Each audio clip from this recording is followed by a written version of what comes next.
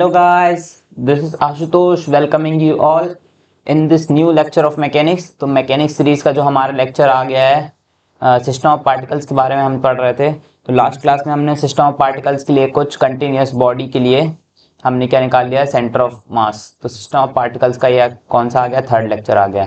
System of particles के third lecture के बाद आपकी ये जो सीरीज होगी सिस्टम ऑफ पार्टिकल्स की वो खत्म हो जाएगी। इसके बाद में जो नेक्स्ट सीरीज स्टार्ट करूंगा वो किस चीज की होगी, रोटेशनल मोशन। रोटेशनल मोशन, ठीक है। रोटेशनल मोशन के बारे में अपन नेक्स्ट क्लासेस में पढ़ने वाले हैं, ठीक है। उसके बाद फिर रोलिंग मोशन वगैरह, इसके बाद प्लेनर मोशन वगैरह, ये सब उसके अंदर कवर करेंगे, ठीक है। मतलब रोटेशनल डायनेमिक्स बेसिकली पढ़ने वाले हैं। उससे पहले हम सिस्टम ऑफ पार्टिकल्स में सेंटर ऑफ मास पढ़ चुके थे, तो इस क्लास में हम उसके आगे का और कवर करने वाले हैं, ठीक है। चलो, तो ये देखो, ये मेरी प्रोफाइल है, ये मेरे क्रेडेंशियल्स हैं, है ना। और आज इस क्लास में हम क्या पढ़ने वाले हैं, इस क्लास में देख लो पढ़ने वाले हैं हम मोशन ऑफ सेंटर ऑफ मास। तो सेंटर ऑफ मास कैसे मूवमेंट करता है उसके बारे में हम जानेंगे। देखो, सेंटर ऑफ मास के बारे में हम जान चुके हैं, उसका फॉर्मूलाज पढ़े थे अपन ने, है ना। m1r1 प्लस m2r2 ऐसे करके सेंटर ऑफ मास निकालने का फॉर्मूला पढ़े थे। कुछ और फॉर्मूलेस बताए थे इसके अलावा आपने, वो last class mn sigma mn है ना, ऐसे लिख देता हूँ। तो ये सेंटर ऑफ मास का बेसिक फॉर्मूला होता है, डिस्क्रीट के लिए, कंटिन्यूस बॉडीज के लिए अलग होता है फॉर्मूला, ठीक है। तो ये सारी चीजें तो अपन कवर कर चुके हैं ऑलरेडी। तो इसके बाद क्या जानना था अपन को, मोशन ऑफ सेंटर ऑफ मास जो आपके सिलेबस में है, और साथ ही साथ एक बहुत ही ज्यादा इंपॉर्टेंट टॉपिक होने वाला है, law of conservation of momentum. तो law of conservation of momentum जो टॉपिक रहेगा, इसके अंदर बहुत से अच्छे क्वेश्चंस बनते हैं, मतलब कि काफी सारे अच्छे क्वेश्चंस आ जाएंगे, जैम और जेस्ट दोनों की, ठीक है। तो अगर आपको नहीं पता है कि अभी क्या चल रहा है यहाँ पर, तो जाके आप प्रीवियस वीडियोस देख चुके हैं, देख सकते हैं, मतलब अपलोडेड है चैनल में, आपको प्लेलिस्ट मिल जाएगी मैकेनिक्स नाम से। तो ये आपका आईटी जैम और एमएससी एंट्रेंस जितने भी होते हैं उनका कंप्लीट सिलेबस आपका कराया जा रहा है थ्री मंथ्स के अंदर, ठीक है। तो रिकॉर्डेड लेक्चर्स आपको वहां पे मिल जाएंगे। चलो, इसके बाद देख लेते हैं हमारे जो जुलाई के टाइम टेबल चल रहा था उसके बारे में देख लेते हैं। देखो, ये जुलाई के टाइम टेबल थे, ये सारे लेक्चर्स एयर हो चुके हैं, तो आप वहाँ पे जाके ये सारे कोर्स फॉलो कर सकते हैं। मैकेनिक्स का आधा कोर्स खत्म हो चुका है, मैथमेटिकल फिजिक्स का तो पूरा खत्म हो चुका है, और मॉडर्न फिजिक्स भी ऑलमोस्ट पूरा खत्म हो चुका है। और एक अगर केमिस्ट्री के वॉचर्स हैं यहाँ पर, तो प्लीज़ जाके केमिस्ट्री के भी कोर्सेज चेक कर सकते हैं आप, ये सारे कोर्सेज आपके कंप्लीट हो चुके हैं। बाकी अगर आपको इसी प्रकार से वीडियोस चाहिए है तो प्लीज़ सब्सक्राइब करिए चैनल में, व्यूज़ बढ़ाइए, तभी जाके आपके लिए, देखो यार, मोटिवेशन हमको तभी मिलेगा जब आपके व्यूज आएंगे, मतलब आप देखना चाहेंगे वीडियो। अगर हमारा वीडियो ही कोई नहीं देखना चाह रहा है तो फिर कोई मतलब नहीं है इतना मेहनत करने के लिए। और सारी चीज़ आपको फ्री में प्रोवाइड कराई जा रही हैं, तो यार मतलब बहुत बड़ी बात होती है। ऐसा कोई मतलब करना कोई मतलब नहीं है कि ये सब फ्री में हम लोग डाल रहे हैं, और मतलब कि आप समझिए कि कंटेंट की कमी नहीं है आपके पास में। आपको अगर फ्री में पढ़ना चाहें तो आप फ्री में पढ़ सकते हैं पूरा कोर्स, तो सारी चीज़ें आपके पास हैं। तो आपको क्या करना है, सिर्फ कॉपी पेन लेके वीडियो के सामने बैठना है भाई, और मेहनत करनी है, और कुछ नहीं करना है। चलिए, तो स्टार्ट करते हैं motion of centre of mass से। Motion of centre of mass, ठीक है। बहुत ही कंसेप्चुअल टॉपिक है। तो इसके अंदर बेसिक चीज क्या है, सबसे पहले तो जान लेते हैं सेंटर ऑफ मास का फॉर्मूला, ठीक है।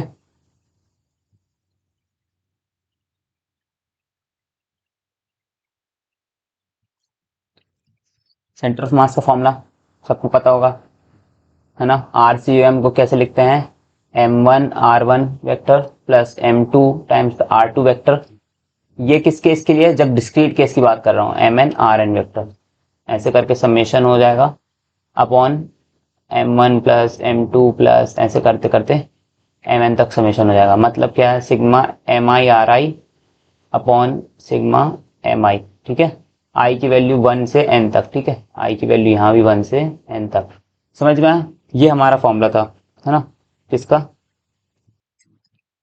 सेंटर ऑफ मास का, ठीक है। सेंटर ऑफ मास का ये वाला फॉर्मूला सबको पता है। अच्छा, अगर इस पूरी इक्वेशन को मैं डिफरेंशिएट कर दूं with respect to what, time के रिस्पेक्ट में मैं क्या कर दूं, अगर डिफरेंशिएट कर दूं पूरी इक्वेशन, तो क्या मिल जाने वाला है मुझे, देखो, इंक चेंज करके लिख देता हूं यहाँ पर, डिफरेंशिएटिंग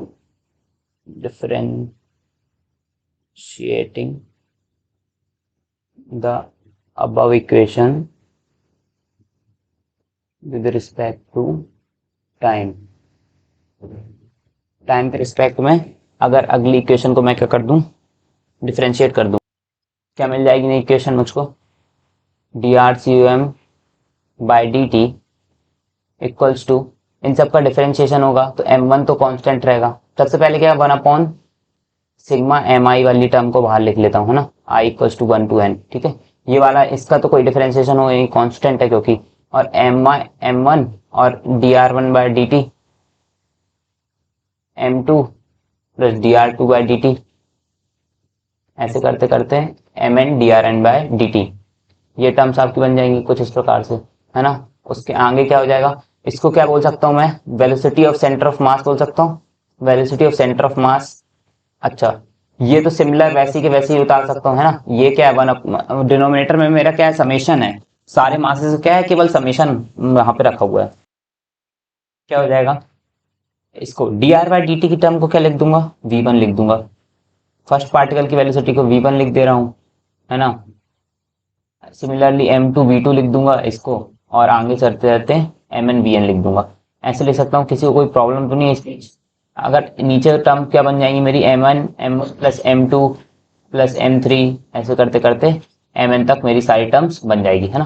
तो ये आ गया आपका velocity of centre of mass. Centre of मास की वेलोसिटी का फॉर्मूला आपको आ गया है, ठीक है। तो यहाँ पे इसका फॉर्मूला लिख देता हूँ मैं, क्या हो जाएगा, velocity of centre of mass का फॉर्मूला क्या हो जाएगा मेरा, sigma of M I V I upon sigma of M I, ठीक है। इसको ऐसे भी लिख सकते हैं, m1 plus V one plus, sorry m1 v1 plus m2 v2 up to mn vn divided by mn plus m1 plus m2 plus, ऐसे करते कब तक, अप टू mn, ठीक है। समझ में आई बात, है ना। Velocity of centre of mass का फॉर्मूला आपका ये हो गया, ठीक है। अच्छा, एक बार और डिफरेंशिएट करने पे एक्सेलेरेशन का फॉर्मूला मिल जाएगा। Acceleration of centre of mass क्या बन जाता है मेरा भाई, m1 plus m2, sorry m1 a1 plus m2 a2, ऐसे करते करते अप टू mn en, ये बन जाएगा। समझ में आई बात, कोई प्रॉब्लम तो नहीं इतने में, ठीक है। देखो, ये डायरेक्ट फॉर्मूला है। अच्छा, तो ये क्या बताएंगे अपन को, ये क्या बताएंगे, हमारा जो भी मोशन होगा सेंटर ऑफ मास का, मतलब काइनेमेटिक्स, सेंटर ऑफ मास किधर मूव करेगा, आगे की तरफ पीछे की तरफ कैसे मूव करेगा, उनका एक्सेलेरेशन क्या होगा, किस प्रकार से चेंज होगा, ये डिस्क्रीट मासेस के लिए ये सारे फॉर्मूले हैं, ठीक है। अब इसके आगे चलते हैं कुछ और अच्छे क्वेश्चंस के बारे में, जो मतलब बेसिकली ये है कि ये तो आपको कोई काम का है नहीं, मतलब क्योंकि फॉर्मूला सिर्फ जानने से कुछ नहीं होता, उसको अप्लाई करना आना चाहिए आपको। तो अप्लाई करने के लिए आपको क्या पढ़ना पड़ेगा, पहले क्वेश्चन सॉल्व करने पड़ेंगे, उस हिसाब से आपको समझना पड़ेगा कि कहाँ पे कैसे फॉर्मूले यूज करने हैं हमको, ठीक है। चलो,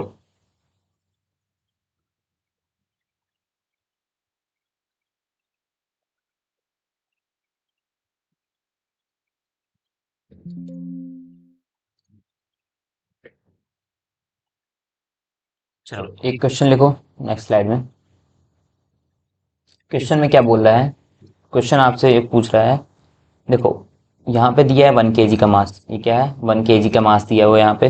तो 1 kg के मास कैसे मूव कर रहा है, उसकी वेलोसिटी कहाँ है, 5 मीटर पर सेकेंड, इस डायरेक्शन में है ना, इस डायरेक्शन में, और जो कि हॉरिजॉन्टल से कितना एंगल बना रहा है, 37 डिग्रीज का एंगल बना रहा है, ठीक है। अब अगेन यहाँ पे एक और 1 kg का मास आपका यहाँ पे रखा हुआ है, ठीक है। 1 kg मास है और इसकी वेलोसिटी इस डायरेक्शन में कितनी है, 10 मीटर पर सेकेंड, ठीक है।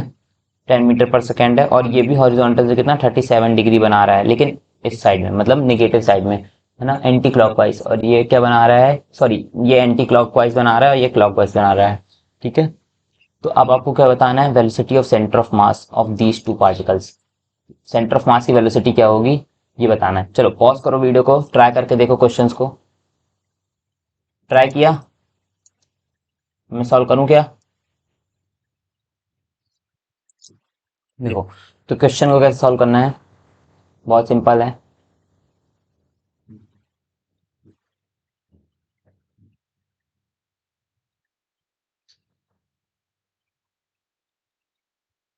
देखो बेसिक क्या करना है भाई, हॉरिजॉन्टल कंपोनेंट वर्टिकल कंपोनेंट यही लगा के देख लेना है ना। अच्छा देखो, वेलोसिटी ऑफ सेंटर ऑफ मास, है ना, क्या फॉर्मूला पता है भाई, m1 v1 plus m2 v2 upon m1 plus m2, यही फॉर्मूला हो जाएगा। ठीक है, m1 v1 plus m2 v2 upon m1 plus m2। अच्छा देखो यार, लेकिन वेक्टर वेक्टोरिकली ऐड होंगे, है ना, सीधे ऐसे तो ऐड कर नहीं सकते हैं कि 5 मीटर पर सेकेंड और 10 मीटर पर सेकेंड यहाँ पुट करके आपने आंसर निकाल दिया, ऐसा नहीं कर सकते हैं, है ना। तो याद रखना हॉरिजॉन्ट, जब जब भी कोई भी टू डी की प्रॉब्लम आए ना, आपको मैकेनिक्स में क्या याद रखना है, जब भी कोई 2 डायमेंशनल की प्रॉब्लम आए या 3 डायमेंशनल की प्रॉब्लम आए, आपको क्या करना है, division of division of vector into its components. ये क्या है, एक टूल है, बहुत इंपॉर्टेंट टूल है। जब भी 2D की प्रॉब्लम आए, टू मतलब आपको क्या है, कंपोनेंट्स में डिवाइड करके ही सॉल्व करना है। ठीक है, तो अगर कंपोनेंट्स में डिवाइड करेंगे तो एक्स डायरेक्शन में इसकी वेलोसिटी कितनी हो जाएगी, 5 cos 37 डिग्री, है ना। तो एक्स डायरेक्शन की वेलोसिटी निकालना है, velocity of centre of mass in X direction. ठीक है, क्या आ जाएगी, m1 × 5 cos 37 डिग्री, है ना। और m2 की वेलोसिटी भी एक्स डायरेक्शन में कितनी हो जाएगी, 5 cos 37 डिग्री। ठीक है, m2 की ये देखो, इसका भी हॉरिजॉन्टल कंपोनेंट यहाँ बनेगा, है ना, वर्टिकल ऐसा बनेगा, इसका वर्टिकल ऐसा बनेगा, हॉरिजॉन्टल यहाँ बनेगा। ठीक है, तो इसका अगेन क्या लिख देंगे, सॉरी 5 बोल रहा हूँ यहाँ, 10 cos 37 डिग्री, 10 है ना इसकी वेलोसिटी की वैल्यू, है ना। अच्छा, और m1 प्लस m2 क्या हो जाएगा, 2 kg हो जाएगा। या m1 की वैल्यू ऑलमोस्ट यहाँ पे 1 है, दोनों जगह 1 1 है, तो कोई फर्क पड़ने नहीं वाला है। अच्छा, cos 37 कॉमन हो जाएगा, 5 + 10 हो जाएगा 15, इंटू cos 37 डिग्री की वैल्यू क्या होती है, पता है क्या, बताई थी मैंने आपको सबको, क्या होती है, 4/5 अपॉन 2। तो ये कैंसिल होके क्या हो जाएगा, 3 3 4 12, 12 / 2 6 मीटर पर सेकेंड। क्या आ गई, अपना एक्स कंपोनेंट मिल गया। देखो साइन 37 डिग्री की वैल्यू यहाँ लिख लो, 3/5, cos 37 डिग्री की वैल्यू कितनी हो जाती है, 4/5। और इसका उल्टा हो जाएगा किसके लिए, 53 डिग्री के लिए, 53 डिग्री के लिए इसकी वैल्यू क्या हो जाएगी, 4/5, और cos 53 डिग्री की वैल्यू क्या हो जाएगी, 3/5। ये याद रख लेना, ठीक है, इंपॉर्टेंट रिजल्ट्स हैं, ठीक है, याद आ जाएगा आपको, मतलब कि क्वेश्चंस में काम आ सकते हैं कहीं ना कहीं। चलिए, अच्छा, अब इसके बाद अपन को वाई कंपोनेंट निकालना पड़ेगा, सेंटर ऑफ मास का वाई कंपोनेंट निकालना पड़ेगा। वाई कंपोनेंट के लिए क्या करेंगे भाई, वही m1 vy फर्स्ट वेलोसिटी का, plus m2 vy of second second body, ठीक है, अपॉन m1 प्लस m2। ये दोनों को सॉल्व करने पे क्या आएगा आपको,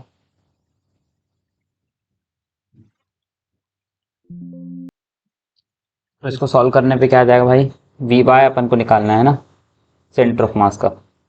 अच्छा, m1 की वैल्यू तो 1 kg है ना। फर्स्ट का y कंपोनेंट किधर हो जाएगा, ऊपर की तरफ था, है ना, यहाँ 5 मीटर पर सेकेंड था, ये 37 डिग्री बना रहा था। ठीक है, तो इसका साइन 37 डिग्री हो जाएगा ऊपर की तरफ। ठीक है, तो ऊपर की तरफ डायरेक्शन को पॉजिटिव लेते हुए 5 sin 37 डिग्री लिख देता हूँ।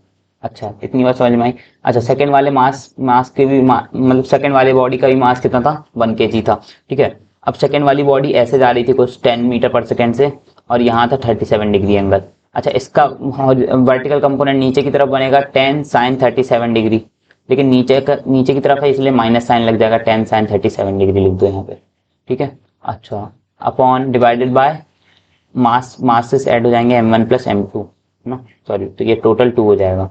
ठीक है, इसके बाद सॉल्व करोगे तो क्या आ जाएगा भाई, साइन 37 डिग्री की वैल्यू अगेन 3/5 लिख दो, है ना, और यहाँ पे माइनस आ जाएगा, तो यहाँ पे माइनस लिख दो। साइन 37 डिग्री की वैल्यू अगेन 3/5 और डिवाइडेड बाय 2। तो इसको सॉल्व कर लोगे क्या जाएगा, 5 - 10 -5 हो जाएगा, इंटू 3/5 डिवाइडेड बाय 2, क्या जाएगा, -3/2 metre per second. Minus sign क्या डिनोट कर रहा है, निगेटिव एक्स डायरेक्शन में जा रहा है। तो सेंटर ऑफ मास की कुछ वेलोसिटी किस प्रकार से आ जाएगी, कुछ ऐसी आ जाएगी, देखो,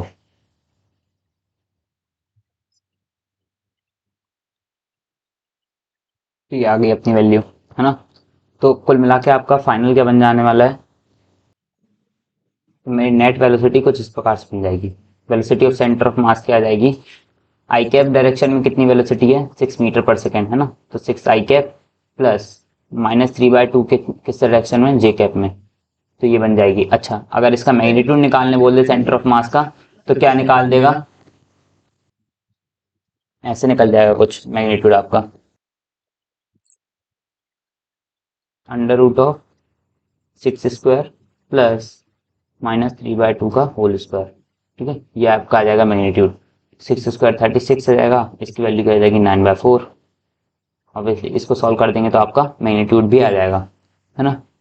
अच्छा वेलोसिटी का अगर बोलेंगे कि डायरेक्शन क्या है, तो एंगल ऐसे भी बता सकते हैं, tan थीटा से बता सकते हैं। तो ये Vy/Vx कर देंगे तो आपको tan थीटा की वैल्यू मिल जाएगी। तो x एक्सिस से एंगल बता देगा कितना आ जाएगा भाई, एंगल बना देगा कितना x एक्सिस से 6/1.5 मतलब 4। tan थीटा की वैल्यू कितनी आ जाएगी आपकी 4 आ जाएगी। ठीक है, तो इसके आगे आप सॉल्व कर सकते हैं, मतलब बहुत बेसिक है ना। चलिए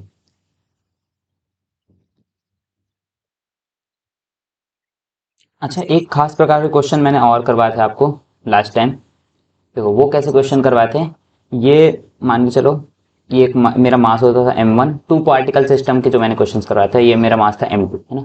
अगर m1 सपोज करो 10 kg का है, m1 कितना है 10 kg का है, ठीक है। m2 कितना है मेरा 20 kg का है, ठीक है। ये कुछ डिस्टेंस से रखे हुए हैं, ठीक है। अच्छा ये कोई डिस्टेंस से रखे हुए हैं, कोई भी डिस्टेंस मान लो r, ठीक है ना। अब मैं बोलूं कि इसको 2 सेंटीमीटर यहाँ मैंने अंदर की तरफ खिसका दिया। अच्छा अगर मैंने इसको 2 सेंटीमीटर अंदर की तरफ खिसका दिया, तो मैं इस मास को कैसे मूव कराऊं कि मेरा सेंटर ऑफ मास रहे, जो सेंटर ऑफ मास पहले था वो अभी भी वहीं के वहीं रहे। ठीक है, ऐसे कुछ क्वेश्चंस कराए थे, उसको सोल्यूशन कैसे करते थे अपन, वो याद है ना आपको, कैसे करते थे।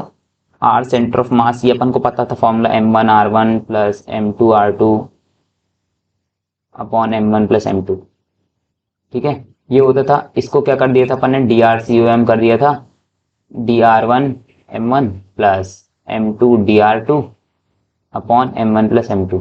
ठीक है, ऐसे कर दिया था। अच्छा सेंटर ऑफ मास बोल रहा है कि कहीं भी शिफ्ट नहीं होना चाहिए, ये क्या है change in centre of mass. अगर सेंटर ऑफ मास कहीं भी शिफ्ट नहीं हो रहा है तो इसकी वैल्यू क्या हो जाएगी अपनी 0 हो जाएगी। अगर इसकी वैल्यू 0 हो जाएगी तो m1 dr1 plus m2 dr2, ये इसकी वैल्यू किस बराबर हो जाएगी 0 के बराबर हो जाएगी, है ना। तो चेंज पहले वाले मास में मास की वैल्यू कितनी है 10 kg है ना। और चेंज क्या हो रहा है पॉजिटिव एक्स में 2 सेंटीमीटर, तो पॉजिटिव एक्स में 2 सेंटीमीटर को मतलब पॉजिटिव ले देते हैं। और इसकी वैल्यू किसके बराबर होगी -20 × dr2। ठीक है, तो dr2 में चेंज कैसे आ जाएगा भाई, 1 सेंटीमीटर का चेंज आएगा, वो भी नेगेटिव डायरेक्शन है। मतलब क्या, -x में इसको 1 सेंटीमीटर और खिसका देंगे तो क्या हो जाएगा अपना, ये क्या हो जाएगा आंसर हो जाएगा। मतलब अपना सेंटर ऑफ मास की वैल्यू कहीं भी शिफ्ट नहीं होने वाली है। ऐसे टाइप के जो क्वेश्चन आपने सुने होंगे, ऐसे टाइप के क्वेश्चन करने पड़ेंगे, है ना, क्योंकि ये ऐसे क्वेश्चंस आपको अक्सर पूछ लिए जाते हैं एग्जाम में। ठीक है,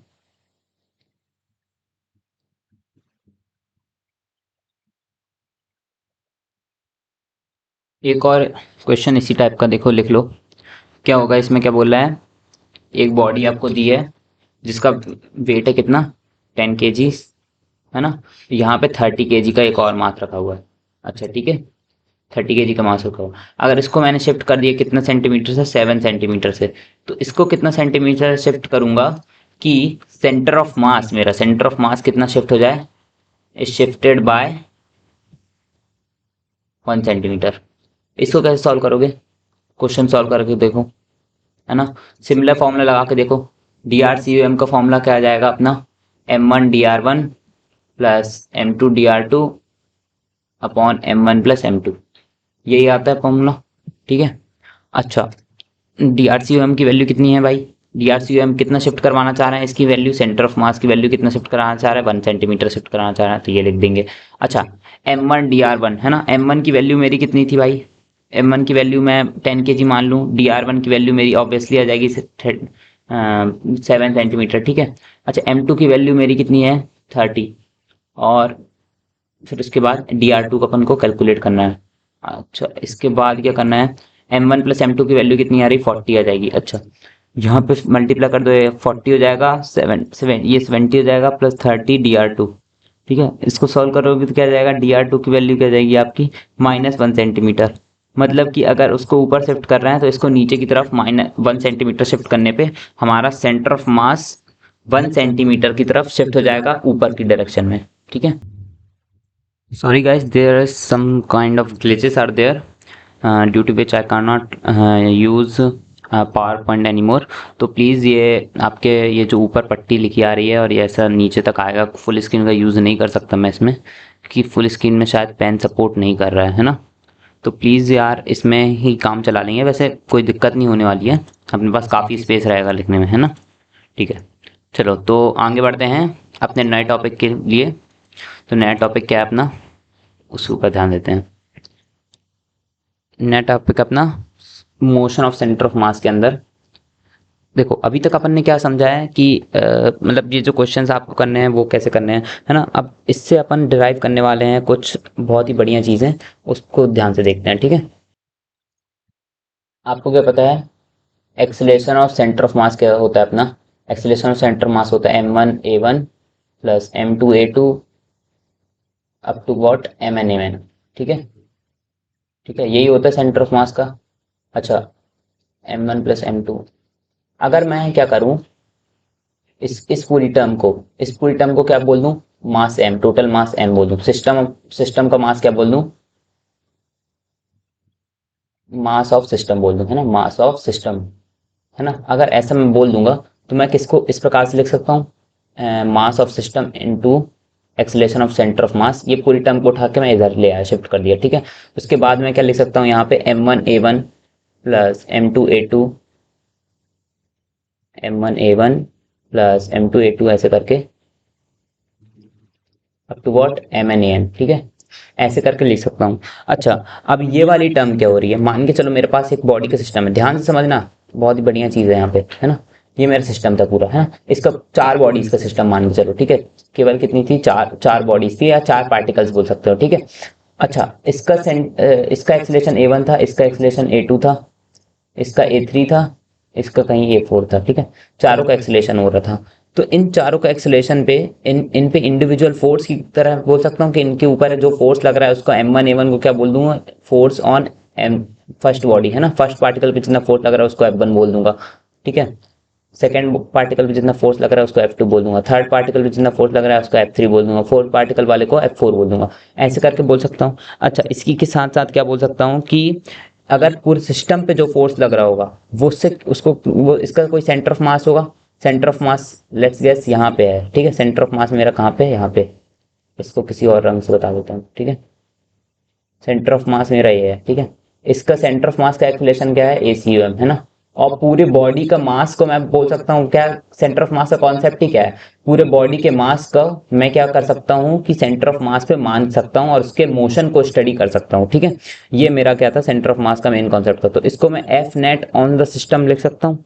ठीक है, F net on the system लिख सकता हूँ। तो मतलब क्या आ गया, मेरा फॉर्मूला क्या आ गया, एफ नेट की वैल्यू किसके बराबर हो जाती है भाई, mass into mass of system into acceleration of centre of mass. ठीक है, जब भी हम कोई स्टडी करते हैं मल्टी पार्टिकल सिस्टम के लिए, तो उसके लिए हम उसके सिस्टम पे जितना भी फोर्स लग रहा होगा, उसको किसके बराबर लिख सकते हैं, mass into acceleration of centre of mass. ठीक है, तो ये हमारा मेन जो आप कह सकते हैं जो बहुत ही क्रक्स है, ये आप समझ सकते हैं। ठीक है, अच्छा, उसके बाद क्या चीज़ें जानने वाली है, कुछ और भी चीज़ें हैं जानने वाली।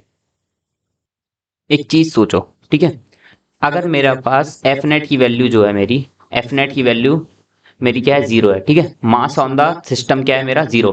नेट सॉरी मास बोल रहा हूँ, net force on the system क्या है मेरा, 0 है। अच्छा, इसका मतलब क्या हो गया, mass into centre of mass का एक्सेलरेशन। ये मास किसका है, सिस्टम का मास है, इसका एक्सेलरेशन की वैल्यू क्या है, 0।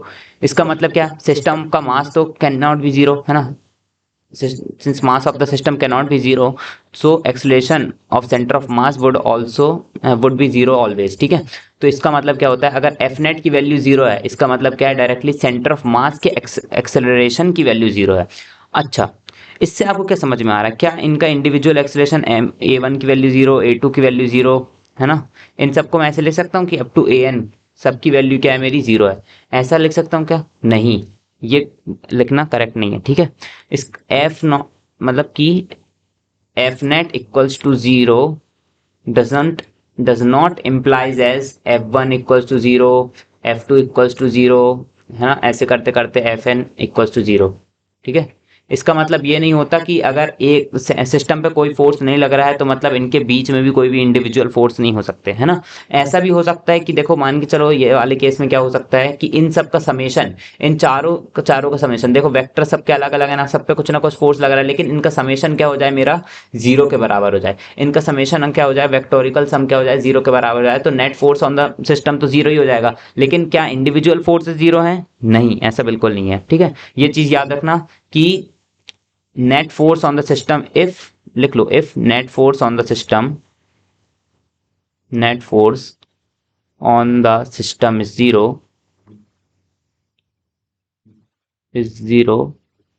it do not implies that force on each particle of the system has to be zero, ठीक है।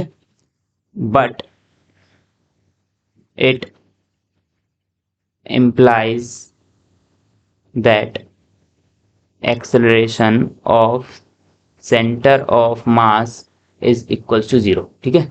ये चीज याद रखने वाली है ना। यही जो चीज मैंने आपको मैथमेटिकली लिखा है इसको अंग्रेजी में छपवा दिया है ना। अच्छा, इतनी बात समझ में आ गई। चलो, अगर acceleration of centre of mass zero नहीं है, अगर acceleration of centre of mass zero नहीं है भाई, अगर acceleration of centre of mass zero नहीं है तो क्या होगा, इससे क्या पता चलता है, मतलब कि D V C M by D T की वैल्यू क्या है मेरी, जीरो है। सॉरी, अगर सेंटर ऑफ मास का एक्सेलेरेशन जीरो है तो डीवीसी मतलब कि सेंटर ऑफ मास की डिफरेंशिएशन क्या कर दो, वेलोसिटी का डिफरेंशिएशन क्या है, जीरो है। तो इसका मतलब क्या हो रहा है, सेंटर ऑफ मास की वेलोसिटी मेरी क्या है, कांस्टेंट है, कांस्टेंट है। समझ में आई बात? इसका मतलब क्या हुआ, एक स्टेटमेंट है कि F net equals to zero, ठीक है, F net equals to zero, it implies that A C U M equals to zero, it implies that V C U M क्या है मेरा, कांस्टेंट है, ठीक है। सेंटर ऑफ मास की वेलोसिटी मेरी क्या है, कांस्टेंट है। लेकिन इसका बिल्कुल मतलब ये नहीं होता कि इंडिविजुअल पार्टिकल का एक्सेलरेशन जीरो हो। It does not implies that, it may be possible, मतलब कि ऐसा हो सकता है ना, कि सारे बॉडीज का एक्सेलरेशन हो, कुछ ना कुछ सारे पार्टिकल्स का एक्सेलरेशन हो। तो अगर ऐसा है तो उनकी भी वेलोसिटी कांस्टेंट हो, उन सब पार्टिकल की वेलोसिटी कांस्टेंट हो, ये भी जरूरी नहीं है ना। तो एक चीज और समझ में आती है, if velocity of centre of mass is constant, it do not implies that की velocity of each particle of that system needs to be constant, है ना। ये चीज भी जहन में रखना। समझ में आई बात? ठीक है, एक एग्जांपल के जरिए अपन समझने की कोशिश करते हैं थोड़ा सा। मान के चलो ये मेरे पास दो मासेस थे, ठीक है, ये एक मास था m1 और ये एक मास था m2, ठीक है। अब इसको एक ये मास ग्रेविटेशनल फोर्स के जरिए खींच रहा है ना, Fg, ठीक है, इसको भी Fg के जरिए खींच रहा है ना। अच्छा, यहाँ पे देखो, अगर ये मासेस m1 और m2 जो भी है ना, ठीक है, या फिर कह सकते हो कि इक्वल मासेस हैं, अगर इक्वल मासेस ले लूं या जो भी मैं लेना चाहूँ, है ना, तो ग्रेविटेशनल फोर्स दोनों पे फोर्स क्या लग रहा है, सेम लग रहा है ना। लेकिन Fg, फर्स्ट बॉडी पे Fg जो लग रहा है और सेकंड बॉडी पे जो Fg लग रहा है उसका मैग्नीट्यूड सेम है लेकिन डायरेक्शन अपोजिट है, तो इनका समेशन क्या हो जाएगा, जीरो हो जाएगा। मतलब कि net force on the system, मेरा बाहर से कोई भी एक्सटर्नल फोर्स नहीं लग रहा है ना। तो इसका मतलब क्या होगा, acceleration of centre of mass, centre of मास जहां का जहां है उसका एक्सेलेरेशन क्या हो जाएगा, जीरो हो जाएगा, है ना। इसका मतलब क्या है, velocity of centre of mass मेरी क्या हो जाएगी, कांस्टेंट हो जाएगी। अगर ये पूरा सिस्टम, ये बॉडी, ये जो मेरा सिस्टम है, अगर ये वेलोसिटी v से मूव कर रहा होगा, v इक्वल्स टू 2 मीटर पर सेकंड से मूव कर रहा होगा, तो इन दोनों के आपस में अट्रैक्शन के कारण इसकी वेलोसिटी चेंज नहीं होगी। इसका मतलब इसको हम क्या बोलते हैं, इसको क्या बोलते हैं, इंटरनल फोर्सेस। इसी को क्या बोलते हैं प्यार से, इंटरनल फोर्सेस। इंटरनल फोर्सेस क्या होती हैं, जो उनके जो सिस्टम के जो पार्टिकल्स रहते हैं उनके बीच में आपस में जो फोर्सेस लगती हैं उसको क्या बोलते हैं भाई, इंटरनल फोर्सेस बोलते हैं, ठीक है। अगर इंटरनल फोर्सेस का sum of all internal forces, internal forces equals to zero है, summation of all internal force equals to zero है, इसका मतलब एक्सटर्नल फोर्स उस पर कुछ भी एक्ट नहीं कर रही है ना। एक्सटर्नल फोर्स बेसिकली क्या होती है, जो बाहर से लगाते हैं ना, बाहर से जो फोर्स लगा रहे हो एक्सटर्नल फोर्स कहलाती है, ठीक है। सम ऑफ इंटरनल फोर्सेस अगर इक्वल्स टू जीरो है तो मतलब F net on the system, अगर एक्सटर्नल फोर्स भी जीरो है, मतलब मान के चलो ये इंटरनल फोर्स तो जीरो है ही समेशन, और एक्सटर्नल फोर्स भी कुछ नहीं लगा रहे हैं, तो मतलब F net on the system क्या हो जाएगा मेरा, जीरो हो जाएगा। F net of the system zero होने के बाद से ही सेंटर ऑफ मास का एक्सेलरेशन जीरो, इसका मतलब क्या है, velocity of centre of mass क्या हो जाएगी मेरी, कांस्टेंट हो जाएगी। लेकिन इसका बिल्कुल ये मतलब नहीं है कि इन दोनों पार्टिकल्स की वेलोसिटी चेंज नहीं हो रही। देखो इस केस में क्या हो रहा है मेरे पास, ध्यान से देखो, ये वाला कलर लेता हूँ, ठीक है। इस केस में क्या हो रहा है, इस केस में इसके ऊपर कुछ ना कुछ फोर्स लग रहा है, इसके कारण इसका कुछ एक्सेलरेशन तो होगा ना भाई, इसका कोई एक्सेलरेशन होगा m1 मास का। अगर एक्सेलरेशन है तो इसकी वेलोसिटी भी चेंज हो रही होगी, मतलब वेलोसिटी इसकी कांस्टेंट नहीं है, इसकी वेलोसिटी कांस्टेंट नहीं है। लेकिन ध्यान देने वाली बात क्या है कि सेंटर ऑफ मास की वेलोसिटी क्या है मेरी, कांस्टेंट है। यही बहुत ही शानदार चीज है जो कि आपको सेंटर ऑफ मास का जो कॉन्सेप्ट है उसको बहुत ही मतलब कि यूजफुल बना देता है। मान के चलो मैं आपसे बोल दूं कि मेरे पास एक बॉम्ब था, यहाँ पे क्या था मेरे पास, एक बॉम्ब, ठीक है। ये बॉम्ब था, इसको मैंने हवा में उछाल दिया है ना, इसको प्रोजेक्टाइल मोशन करने बोल दिया है ना। और प्रोजेक्टाइल मोशन करने के लिए इस यहाँ पे बीच हवा में ये क्या हो गया, ब्लास्ट हो गया है ना, ब्लास्ट, इसमें क्या हो गया, ब्लास्ट हो गया। अच्छा, क्योंकि ये मतलब इसका कुछ ना कुछ सेंटर ऑफ मास होगा। अगर मैं आपसे बोल दूं कि अब ये पार्टिकल इधर गया, ये पार्टिकल उधर गया, इन सब के प्रोजेक्टाइल मोशन को मैं आपको बोलूं कि स्टडी करो, तो एक साथ कर पाओगे क्या? अरे भाई इतने पार्टिकल्स में डिवाइड होगा कि आप स्टडी कर ही नहीं सकते। लेकिन सारी की सारी स्टडी पॉसिबल है, किसकी वजह से, सेंटर ऑफ मास की वजह से। सेंटर ऑफ मास की वजह से आप सारी चीजों को स्टडी कर सकते हैं। क्यों? क्योंकि इसका सेंटर ऑफ मास कहाँ होगा, सेंटर पे, ठीक है। और अगर एक्सटर्नल फोर्स इस पे कोई लग रहा है क्या, इस केस में एक्सटर्नल फोर्स कोई भी लग रहा है क्या इसमें? भाई बाहर से कोई फोर्स आया नहीं है। बॉम्ब ब्लास्ट होता है तो क्यों होता है, बॉम्ब खुद से ही ब्लास्ट होता है अपने अंदर के फोर्सेस के कारण, मतलब इंटरनल फोर्सेस के कारण बॉम्ब ब्लास्ट हो रहा है। तो क्योंकि एक्सटर्नल फोर्स है नहीं कोई, है ना, सम ऑफ इंटरनल फोर्सेस क्या हो जाएगा मेरा, समेशन जीरो हो जाने वाला है, क्योंकि एक्सटर्नल फोर्स कुछ है नहीं, नेट फोर्स है ही नहीं, तो भाई इंटरनल फोर्सेस का समेशन क्या हो जाएगा मेरा, जीरो हो जाएगा। तो अगर ऐसा है तो acceleration of centre of mass क्या हो जाएगा मेरा, जीरो हो जाएगा, मतलब velocity of centre of mass मेरी क्या हो जाएगी, कांस्टेंट हो जाएगी। आप कर सकते हो कि इसका velocity of centre of mass constant है, मतलब कि जहाँ जिस जिस पाथ में सेंटर ऑफ मास पहले चल रहा था उसी पाथ में ट्रेवल करता रहेगा भाई। समझ में आई बात?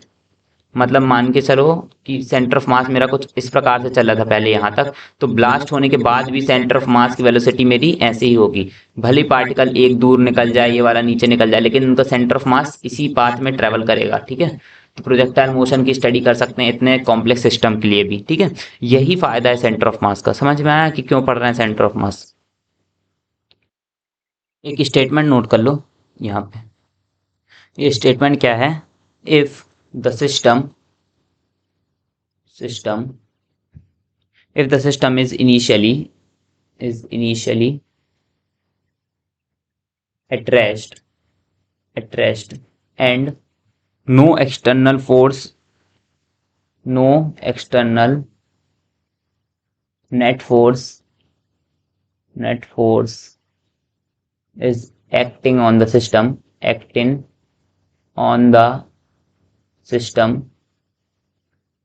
then the system would be at rest। ये न्यूटन का क्या था, फर्स्ट लॉ था। उसी उसी को समझा सकते हैं किसी प्रकार से, मतलब कि velocity of centre of mass, अगर initial velocity of centre of mass मेरी क्या थी, जीरो थी, और F C O M centre of mass पे कोई भी नेट फोर्स नहीं लग रहा है, मतलब एक्सेलरेशन ऑफ सेंटर ऑफ मास मेरा क्या है, जीरो है, तो सारे मतलब जो वेलोसिटी ऑफ सेंटर ऑफ मास रहेगी वो मेरी क्या रहेगी, कांस्टेंट ही रहेगी। मतलब कि जो पहले थी मतलब जीरो थी तो जीरो ही बनी रहेगी, ठीक है। मतलब सेंटर ऑफ मास डिस्प्लेस होगा क्या, नहीं होगा, ठीक है। ये सारे कंक्लूजन मैं निकाल सकता हूँ, तो इस पे बेस पे बहुत अच्छे अच्छे क्वेश्चंस आ जाते हैं जो कि बच्चों से नहीं बन पाते हैं, ठीक है। तो वो सारे क्वेश्चंस भी इसी लेक्चर के अंदर अपन ट्राई करने वाले हैं। एक बढ़िया सा क्वेश्चन लिखो, क्या पूछ रहा है क्वेश्चन के अंदर, वो देखो एक यहाँ पे चित्र बना देता हूँ, ठीक है। यहाँ पे क्या दी हुई है, एक नाव दी हुई है, ठीक है। नाव दी हुई है, उसमें यहाँ पे एक व्यक्ति है, इसका नाम क्या है? मुकेश। मुकेश नाम का व्यक्ति है, जो मुकेश ऐड में आता है ना पिक्चर से पहले, वो। ठीक है। अब उसमें मुकेश का मास कितना है अपना? 60 kg। ठीक है, 60 kg है। अच्छा, बोट का मास कितना है? 40 kg। ठीक है। अब बोट तैर रही है पानी में। बोट कहाँ तैर रही है? पानी में। बोट की लेंथ कितनी है? 4 मीटर। ठीक है, बोट की लेंथ कितनी है? 4 मीटर। अच्छा, अब आपको क्या बताना है? आपसे क्वेश्चन में पूछ रहा है what will be the displacement of boat, displacement of boat when Mukesh is comes to another corner of the boat। ठीक है।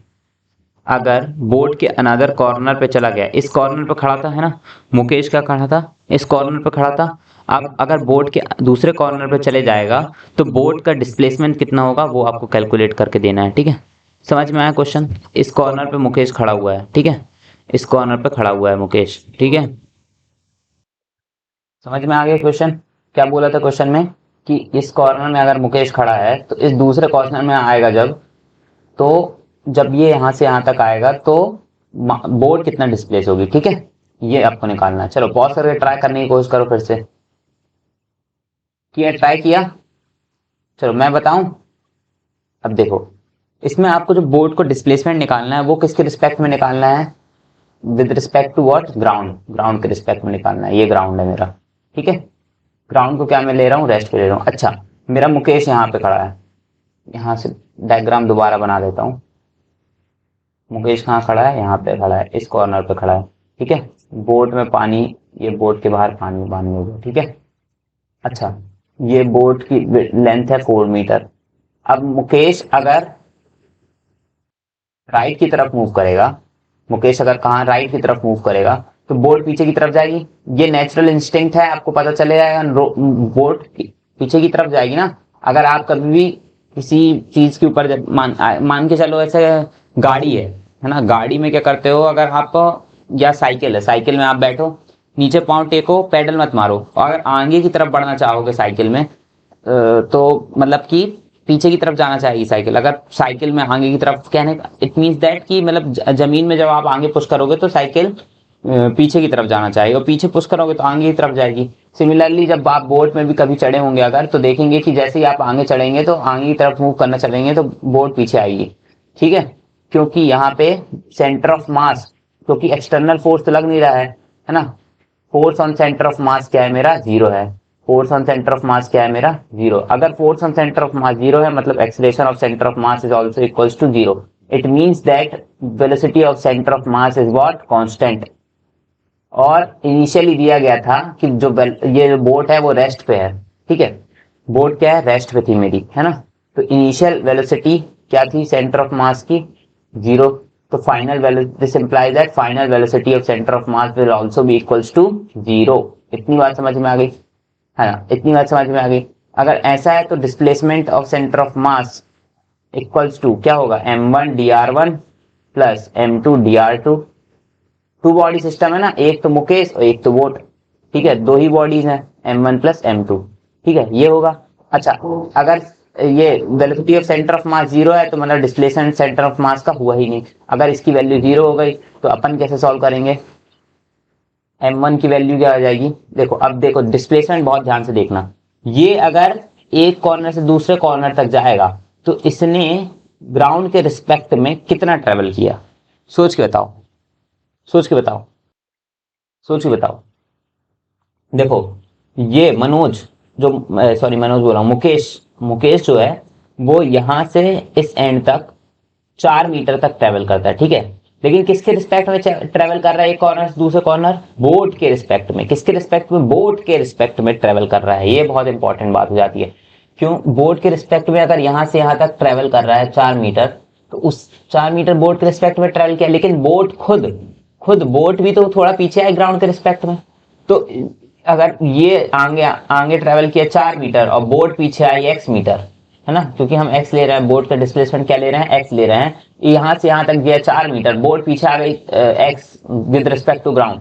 तो मतलब कि डिस्प्लेसमेंट, ये अपना सिंपल फॉर्मूला तो पढ़ा ही होगा ना भाई, कि displacement of Manoj with respect to boat minus displacement of boat with respect to ground, ये इसकी वैल्यू क्या हो जाएगी, displacement of Manoj with respect to ground, है ना।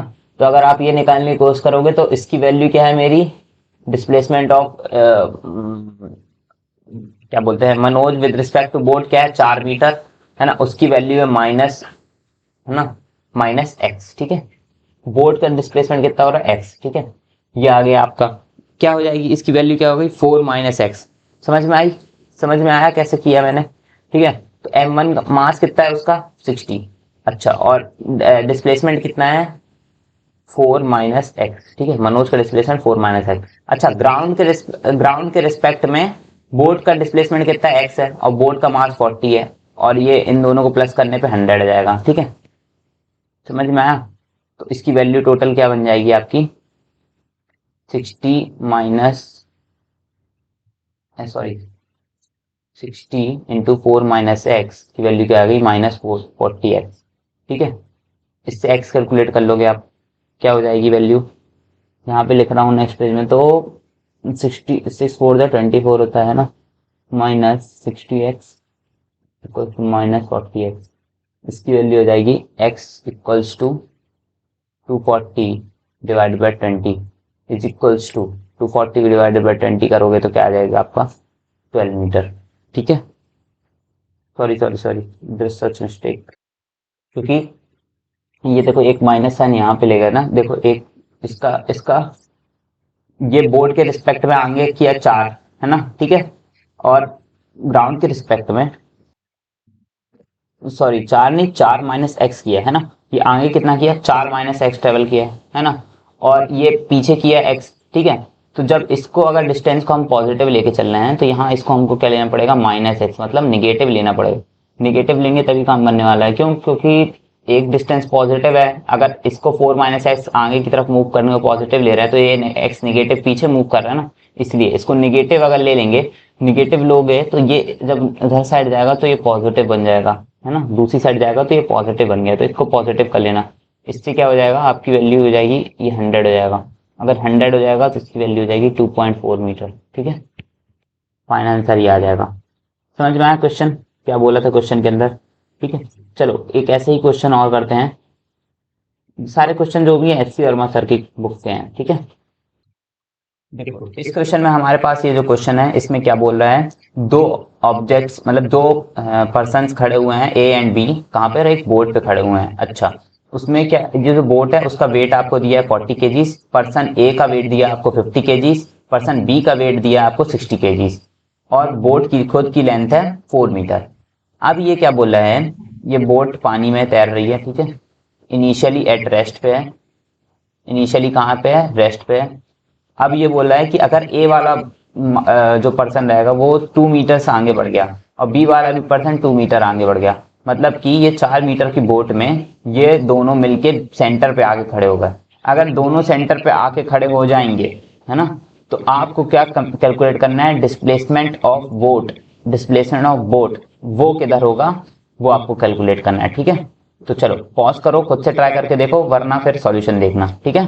चलो पॉज करिए, पॉज कर लिया, ट्राई किया, ठीक है। चलो मैं चालू करता हूँ सॉल्यूशन।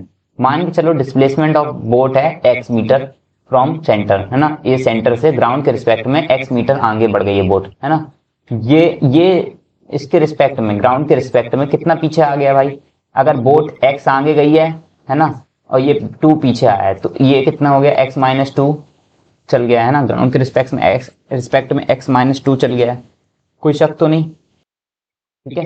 ये किसकी बात हो रही है, displacement of B, displacement of person B, है ना।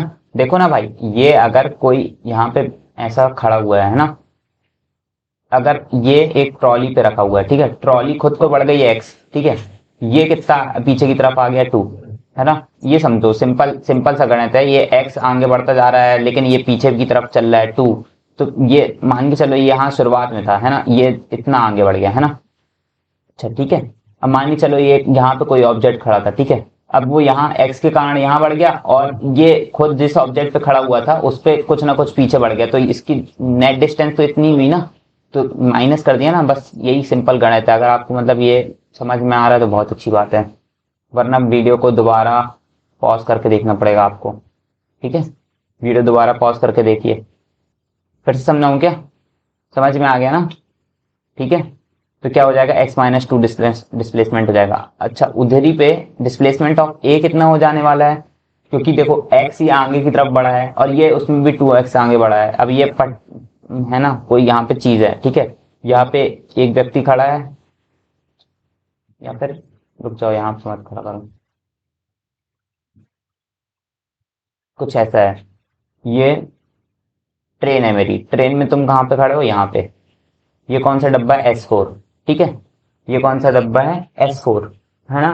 तुमको S4 नहीं, मानो चलो S8 है, ठीक है, तुमको कहाँ जाना है, S3 में जाना है, कहाँ जाना है, S3 में जाना है। अगर तुमने यहाँ से यहाँ तक ट्रेवल करने में 10 मीटर डिस्टेंस ट्रेवल किया, ठीक है, 10 मीटर डिस्टेंस ट्रेवल कर लिया या 20 मीटर डिस्टेंस ट्रेवल किया, ठीक है, उसी वक्त में ट्रेन यहाँ से यहाँ तक, ट्रेन थोड़ा आगे बढ़ जाएगी जब तक तुम S3 तक पहुंचोगे, जब तक तुम S8 से S3 तक पहुंचोगे तो ट्रेन कितना आगे बढ़ गई, मान के चलो 3 किलोमीटर आगे बढ़ गई, ठीक है। तो ट्रेन की वजह से तो तुमने यहाँ पे ट्रेवल किया ही किया, ट्रेन की वजह से तुमने 3 किलोमीटर डिस्टेंस ट्रेवल किया ही किया, क्योंकि इस पॉइंट से इस पॉइंट की डिस्टेंस अभी भी 3 किलोमीटर है और S3 से इस यहाँ पे S3 की डिस्टेंस भी अभी भी 3 किलोमीटर ही है। लेकिन साथ ही साथ तुमने प्लस ये 20 मीटर भी तो आगे किया, तो तुमने ट्रेवल कितना किया, 3200 मीटर, मतलब कि 3200 मीटर ट्रेवल किया with respect to what, ground. Train के रिस्पेक्ट में तो भाई 3 ही किया अभी भी। तो ये रिलेटिव वेलोसिटी का 11th क्लास का कॉन्सेप्ट है, ये तो समझ में आता ही होगा आपको, है ना, समझ में आई बात। तो ये अगर x डिस्टेंस बोट ट्रेवल कर जाएगी, साथ ही साथ 2 मीटर ये ट्रेवल कर जाएगा, तो इसकी वैल्यू कितनी हो जाएगी, 2 + x, ठीक है। डिस्प्लेसमेंट ए की विद रिस्पेक्ट टू ग्राउंड कितना हो जाएगा, 2 + s। अच्छा displacement of boat with respect to ground कितना है भाई, वो तो हम कंसीडर कर रहे हैं, वो तो हम क्या कर रहे हैं, कंसीडर कर रहे हैं खुद, कितना, x, ठीक है, आगे की तरफ। अच्छा ये अब जो है अपना ये x-2, ये जो x-2 है ये भी एक पॉजिटिव डिस्टेंस ले रहा है, इसमें हम ले रहे हैं कि x आगे और 2 पीछे, है ना, तो इसको पॉजिटिव डिस्टेंस ही ले रहे हैं एक प्रकार से समझाए तो, ठीक है। इसको ले रहे हैं अपन दोनों x, तीनों तीनों बॉडीज x डायरेक्शन मूव कर रही हैं, ऐसा इस इक्वेशन से आ रहा है, ठीक है। बाकी अपने हिसाब से x अपनी वैल्यू असाइन कर लेगा, है ना, ठीक है, आपको कुछ करने की जरूरत नहीं है कि x की वैल्यू पॉजिटिव होगी नेगेटिव होगी, जो भी होगी वो अपने हिसाब से असाइन हो जाएगी। बस आपको साइन का ध्यान रखना है कि एक चीज का ध्यान रखना है कि आप डिस्प्लेसमेंट का साइन जो आप अपनी तरफ से दे रहे हो वो सही होना चाहिए। अगर कोई बॉडी आगे है तो आगे और पीछे है तो पीछे। अच्छा अगर सिंपल वही कॉन्सेप्ट है भाई, velocity of centre of mass initial क्या थी, रेस्ट पे थी, है ना। Force on centre of mass क्या लग रहा है, external force on centre of mass 0 है ना, एक्सटर्नल फोर्स 0 है। अगर एक्सटर्नल फोर्स 0 है तो सेंटर ऑफ मास का डिस्प्ले एक्सेलेरेशन भी 0 है, इससे क्या हो जाएगा, वेलोसिटी क्या हो जाएगी, सेंटर ऑफ मास की कांस्टेंट हो जाएगी, है ना। अगर कांस्टेंट हो जाएगी तो final velocity of centre of mass क्या आ जाएगी मेरी, 0 ही आ जाएगी। इसके कारण displacement of centre of mass क्या आ जाएगा, m1 dr1 plus m2 dr2 plus m3 dr3 upon m1 plus m2 plus m3, इसकी वैल्यू आ जाएगी इसके बराबर, ठीक है। अब क्योंकि भाई वेलोसिटी 0 है तो डिस्प्लेसमेंट भी कुछ हुआ ही नहीं होगा, है ना, वेलोसिटी 0 है तो डिस्प्लेसमेंट कुछ हुआ ही नहीं होगा टोटल सिस्टम का, ठीक है। ये सिस्टम है, बोट का डिस्प्लेसमेंट नहीं है भाई, बोट का इनमें से कोई एक डिस्प्लेसमेंट होगा क्योंकि बोट भी सिस्टम में आ रहा है। अच्छा तो ये वाली टर्म तो वैसे यहाँ 0 से साथ मल्टीप्लाई हो जाएगी, ठीक है। अच्छा अब ये वाली जो m1 की वैल्यू है, m1 की वैल्यू मान के चलो 50 है और उसका डिस्प्लेसमेंट कितना है, x + 2, है ना, उसका डिस्प्लेसमेंट कितना है, x + 2 है। अच्छा ठीक है, अब m2 की वैल्यू कितनी 60 है, उसका भी डायरेक्शन क्या है x-2, क्योंकि मैं बोल रहा हूँ ना उसको मैं निगेटिव नहीं ले रहा हूँ, उसको पॉजिटिव क्यों ले रहा हूँ, क्योंकि देखो x आगे बढ़ा है 2 पीछे बढ़ा है, तो मैं इसको बोलता हूँ x-2 आगे बढ़ा है, ठीक है। इसलिए क्योंकि डायरेक्शन आगे की तरफ है, इसका भी डिस्प्लेसमेंट आगे, इसका भी आगे, तो मैं इसलिए पॉजिटिव ले रहा हूँ, इसलिए इस बार यहाँ पे निगेटिव साइन नहीं है, ठीक है। समझ में, अगर 2 - x लेता, मतलब 2 पीछे गया x आगे गया, तो 2 - x डिस्प्लेसमेंट लेता, मतलब कि 2 - x पीछे की तरफ हो रहा। अगर 2 - x पीछे की तरफ होता तो मैं यहाँ पे नेगेटिव साइन लगाता, ठीक है। इतनी इतनी बात समझ में आई, इतनी बात समझ में आई, कंफ्यूजन अगर हो तो आपको, ठीक है। नहीं है तो बहुत अच्छी बात है ना। बोट बोट का मास कितना है 40, और डिस्प्लेसमेंट कितना है x आगे की तरफ, और अपॉन टोटल मास, तो जो भी हो फर्क नहीं पड़ता, इसकी वैल्यू तो 0 के बराबर होने वाली है, ठीक है। अच्छा, इसके बाद इसको सॉल्व कर लो इक्वेशन को, 50x plus 100 plus 60x minus 120 plus 40x, ठीक है। इसकी वैल्यू कितने 0 के बराबर होगी। अच्छा, इन दोनों को ऐड अप करोगे तो कितना हो जाएगा, 150x की वैल्यू किसके बराबर हो जाएगी, वहां पे जाके 20 के बराबर हो जाएगी। तो x की वैल्यू जब आप कैलकुलेट करोगे, x की वैल्यू जब आप कैलकुलेट करने वाले हो तो क्या आएगी आपकी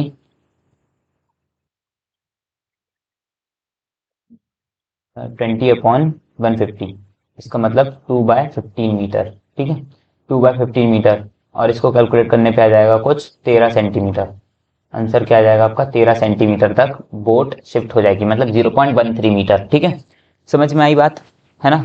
तो ये इस प्रकार के सेंटर ऑफ मास के क्वेश्चन आपसे आ सकते हैं, मतलब जहां पे सेंटर ऑफ मास चेंज हो रहा है, या कुछ भी वेरिएशंस आपको दे सकता है अपने हिसाब से, बैलून लगा के दे देगा, या फिर आपको उसकी जगह कुछ एक मास लगा के दे देगा। तो आपको क्या करना है, ये वाला फॉर्मूले का इस्तेमाल करना है, किसका, ये वाले फॉर्मूले का इस्तेमाल करना है, जो पहले ही मैं पढ़ा चुका हूँ पिछले लेक्चर्स में। तो प्लीज ये वाले क्वेश्चंस आप ट्राई कर लीजिए, एससी वर्मा बुक में आपको मिल जाएंगे।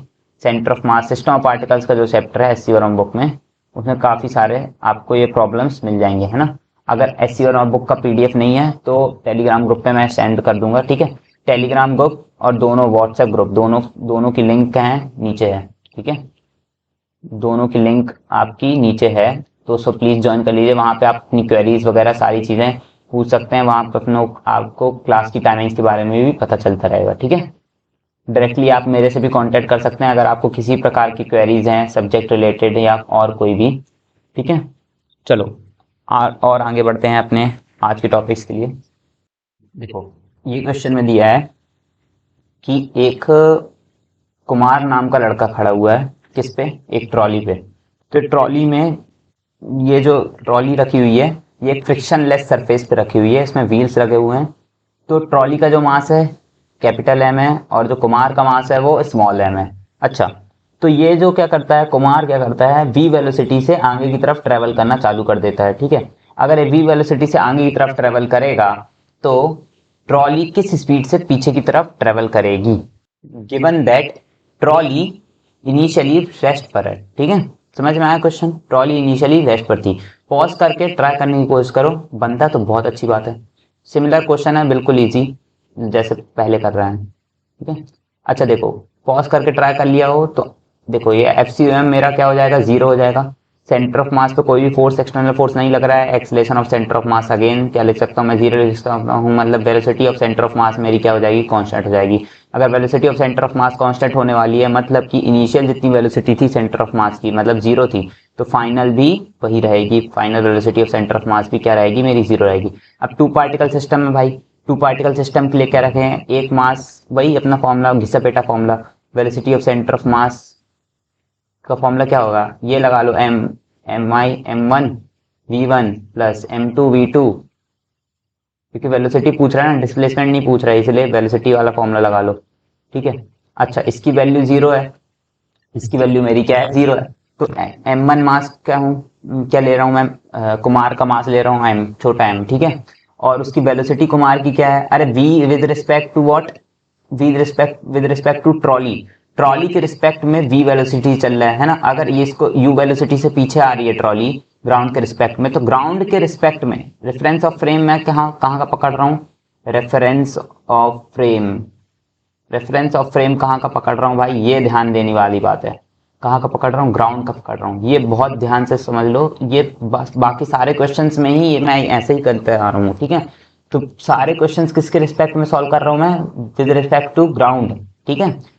अगर आपने रेफरेंस ऑफ फ्रेम गलत पकड़ा तो आप v और v1 v2 की वैल्यू गलत पुट करेंगे और आंसर गलत आने वाला है। ठीक है, आप किसी भी फ्रेम ऑफ रेफरेंस पे सॉल्व कर सकते हैं क्वेश्चन, लेकिन जितनी भी चीजें आप लें कंसीडर करें, फिर सारी क्वांटिटीज किसके रिस्पेक्ट में आपको ध्यान देखनी पड़ेगी, same of frame of reference के, है ना। ठीक है, सेम फ्रेम ऑफ रेफरेंस के रिस्पेक्ट में ही आप सारी चीजें ध्यान देंगे। ठीक है, सारी क्वांटिटीज। तो अगर मैं इसको क्या कंसीडर कर रहा हूँ, v आगे की तरफ जा रहा है, v1 वेलोसिटी से, v वेलोसिटी से आगे जा रहा है और u ट्रॉली की वेलोसिटी पीछे की तरफ है। ठीक है, तो ये आ जाएगा। अच्छा, ट्रॉली का मास कितना m है और उसकी वेलोसिटी आगे की तरफ नहीं है, पीछे की तरफ कितना है, u है, तो निगेटिव ऑफ u है ना। इसकी वेलोसिटी आगे की तरफ कितनी है, v उसकी खुद की velocity with respect to trolley, और u इसकी किसकी वेलोसिटी, ट्रॉली की वेलोसिटी पीछे की तरफ। अच्छा, और यहाँ इसकी वैल्यू क्या हो जाएगी, m प्लस एम। ठीक है, तो इसका लिखने तो कोई मतलब निकलता नहीं है ना। तो इस सीधा आप लिख सकते हो, यहाँ पे लिख दूं, यहाँ पे लिखता हूँ। ठीक है, M V minus M U equals to M U. ठीक है, कैपिटल एम यू। ठीक है, इससे आपको क्या कंसीडर करना है, क्या निकालना है आपको, यू निकालना है ना। आपको कैलकुलेट करना है, यू कैलकुलेट करना है, स्मॉल यू। तो उसकी वैल्यू क्या आ जाएगी, m plus M equals to M V. ठीक है, तो u की वैल्यू क्या आ जाएगी मेरी, M V upon M plus M V upon M plus M आ जाएगी। ठीक है, समझ में आई बात, पूरा समझ में आया क्वेश्चन क्या बोलना चाह रहा है। चलो, ये वाला क्वेश्चन अगर सॉल्व हो गया हो तो ऑलमोस्ट आप सारे क्वेश्चन इस चीज से कर सकते हो, है ना। इनडायरेक्टली आप ये वाला क्वेश्चन जो जो है अपना law of conservation of linear momentum का ही क्वेश्चन है। ठीक है, तो उसको भी अपन समझते हैं। अब नए टॉपिक पे जंप करते हुए अपन समझेंगे law of conservation of linear momentum, जो कि आज का अपना एक और टॉपिक था। ठीक है,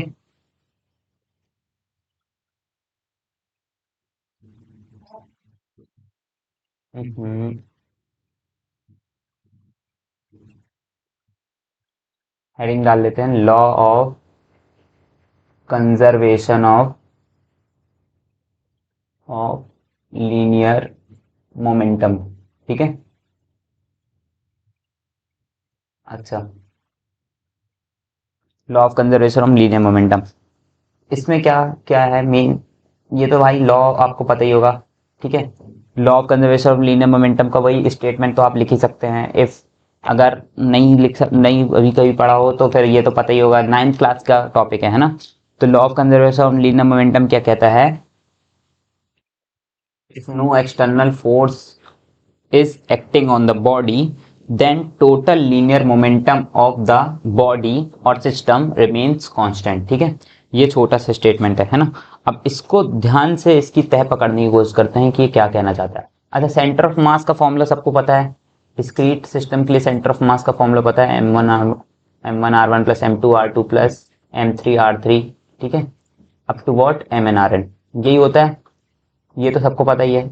अच्छा, अपॉन में क्या होता है, m1 plus m2 plus m3, है ना, अप टू वॉट mn, है ना, ये होता है अपना फॉर्मूला। अच्छा, इसको टाइम के रिस्पेक्ट में डिफरेंशिएट करेंगे एक बार तो वेलोसिटी का फॉर्मूला मिल जाएगा, उसके बाद और एक बार और मतलब डिफरेंशिएट करते तो एक्सीलरेशन का फॉर्मूला मिल जाता है। तो पहली बार डिफरेंशिएट करने से वेलोसिटी का फॉर्मूला क्या आ जाएगा, m1v1 plus m2v2 plus up to what mn vn।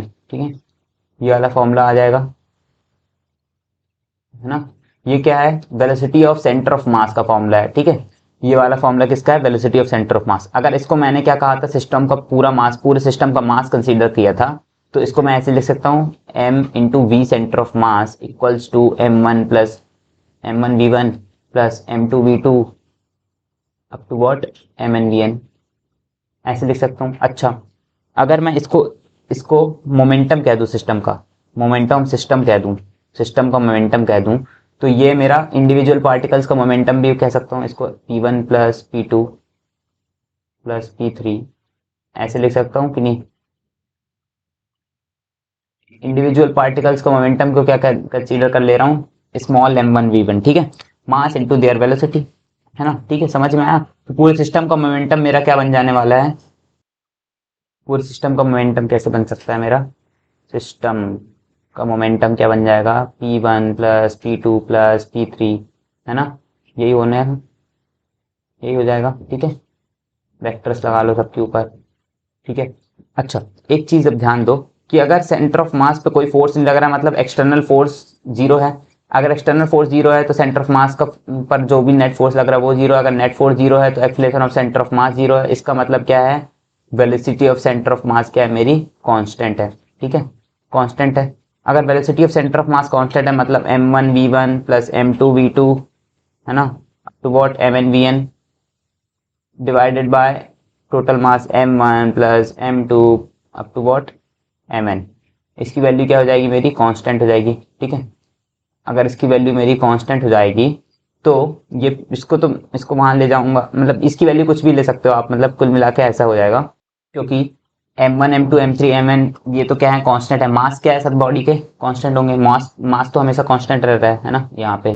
तो इसकी वैल्यू क्या है, कांस्टेंट है। तो इसकी वैल्यू जब यहाँ पे मल्टीप्लाई होगी तो ये भी टोटल राइट हैंड साइड में कांस्टेंट ही बनेगा। मतलब क्या ले सकता हूँ, individual momentum p1 plus p2 up to what pn, इन सब का समेशन, इनका वेक्टोरिकल वेक्टोरिकल सम, मतलब कि सिस्टम का मोमेंटम क्या हो जाएगा मेरा, कांस्टेंट ही हो जाएगा। ठीक है, समझ में आया। यही यही चीज बोल रहा हूं ना मैं। If no net force is acting on the body then total linear momentum of the system will be constant. समझ में आ गई बात, समझ में आई क्या बोलना चाह रहा हूँ। अब इसको स्टेटमेंट के फॉर्म में बोलो या इसके फॉर्म में मैथमेटिकली बोलो, बात क्या दोनों सेम है। ठीक है, तो law of conservation of momentum का स्टेटमेंट यही है, इतना ही है law of conservation of momentum. लेकिन इसके क्वेश्चंस बहुत अच्छे हैं, जैसे कि मैं भी क्वेश्चंस आपको कराते जा रहा हूँ। जैसे रेफरेंस फ्रेम में जो गलतियां करते हैं बच्चे, है ना, बेसिकली ऐसे क्वेश्चंस आपको देखने को मिल सकते हैं कॉम्पिटिटिव एग्जाम में। चलो एक क्वेश्चन लिखो, कुछ इस प्रकार है। इस क्वेश्चन में क्या दिया है कि मान के चलो एक कार है, मास m की एक कार है, वो मूव कर रही है यहाँ पे। ठीक है, किस पे मूव कर रही है, रोड पे मूव कर रही है। रोड की अभी फ्रिक्शन के बारे में कोई बात नहीं की, ये तो फ्रिक्शन लेस लेना है।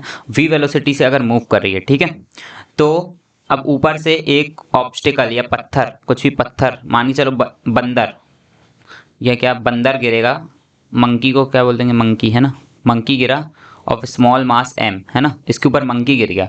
तो इसके बाद अब इसकी वेलोसिटी कितनी हो जाएगी, मंकी गिरने के बाद वेलोसिटी कितनी हो जाएगी, ये करके देखो, बहुत ही इजी क्वेश्चन है ना। ठीक है, क्या करोगे भाई, कंजर्वेशन ऑफ लीनियर मोमेंटम लगा दोगे। क्यों, क्योंकि नेट एक्सटर्नल फोर्स, क्या कोई भी फोर्स नहीं लग रही है, F net equals to zero है। ठीक है, क्यों, क्योंकि एक्सटर्नल फोर्स क्या है मेरी, जीरो, एक्सटर्नल फोर्स क्या हो जाएगी मेरी, जीरो है।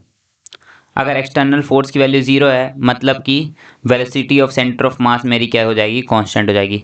Velocity of centre of mass मेरी क्या हो जाएगी, कांस्टेंट हो जाएगी। अगर वी वेलोसिटी से मूव कर रहा होगा तो अभी भी वी वेलोसिटी से ही मूव करेगा। लेकिन लेकिन लेकिन लेकिन लेकिन लेकिन ये ऐसा ऐसा नहीं होने वाला, क्योंकि मास तो चेंज हो रहा है ना भाई, दो बॉडीज है ना, इस बॉडी का भी मास होगा कुछ ना कुछ। ठीक है,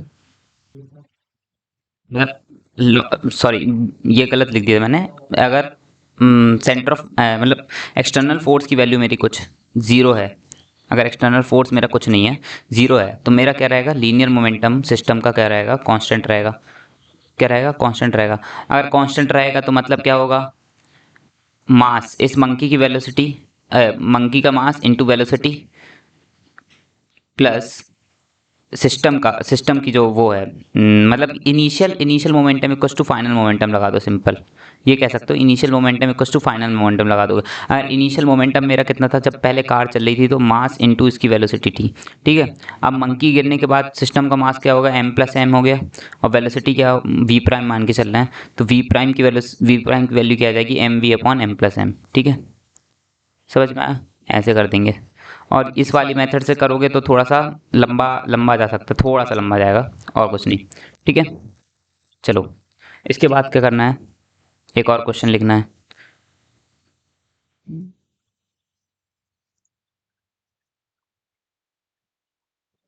क्वेश्चन लिखो, क्या कह रहा है क्वेश्चन में, एक लड़का खड़ा है यहाँ पे, कुमार नाम का, किस पे, ट्रॉली पे। ये ट्रॉली है मेरी, है ना, ऐसे बनी है कुछ, ऐसे कर लो ट्रॉली, ऐसे करके एक ट्रॉली है मेरी यहाँ पे। ठीक है, यहाँ पे एक लड़का खड़ा है मेरा, कुमार। ठीक है, अब ये कुमार कितने किलो का है, 20 किलो का है। छोटा सा, ठीक है। और ट्रॉली का वजन कितना है, 10 किलो, ठीक है। अगर ये लड़का मूव करना चालू कर देगा, इस पॉइंट से मूव करना चालू कर दे 2 मीटर पर सेकेंड से आगे की तरफ, और ये जो मेरी ट्रॉली है वो कहाँ पे रखी हुई है, फ्रिक्शन लेस सरफेस पे रखी हुई है, फ्रिक्शन लेस सरफेस पे अगर रखी हुई है तो ट्रॉली की स्पीड, ट्रॉली की स्पीड मतलब रिकॉइल स्पीड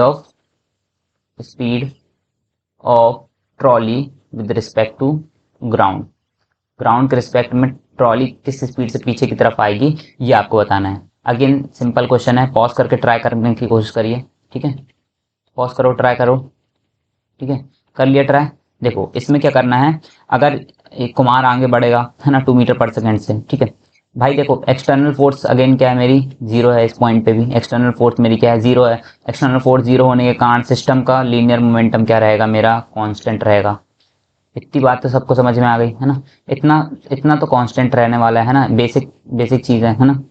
अब अगर कांस्टेंट रहेगा मतलब initial momentum equals to final momentum, है ना। इनिशियली मोमेंटम क्या है, ये रेस्ट पे रखा था, ठीक है, रेस्ट पे रखा था। इनिशियली मोमेंटम क्या था, मेरा जीरो था। फाइनल मोमेंटम क्या हो गया, कुमार का मोमेंटम क्या हो जाएगा भाई, अगर कि इसकी स्पीड 2 मीटर पर सेकेंड आगे की तरफ है, ट्रॉली की स्पीड पीछे की तरफ है v, है ना। तो इसकी 2 मीटर पर सेकेंड किसके रिस्पेक्ट में, ट्रॉली के रिस्पेक्ट में 2 मीटर पर सेकेंड चल रहा है। शायद मैं आपको ये बताना भूल गया हूँ क्वेश्चन के दौरान, 2 metre per second with respect to trolley move कर रहा है कुमार, ठीक है। तो इसकी स्पीड 2 मीटर पर सेकेंड इसके रिस्पेक्ट में, और ये पीछे की तरफ आ रहा है, तो इस पीछे की तरफ 2 माइनस वी हो जाएगी ग्राउंड के रिस्पेक्ट में भाई। अरे 2 ये आगे की तरफ चल रहा है, वही ट्रेन वाला कॉन्सेप्ट बताया ना, S3 से S8 तक आने का, ठीक है।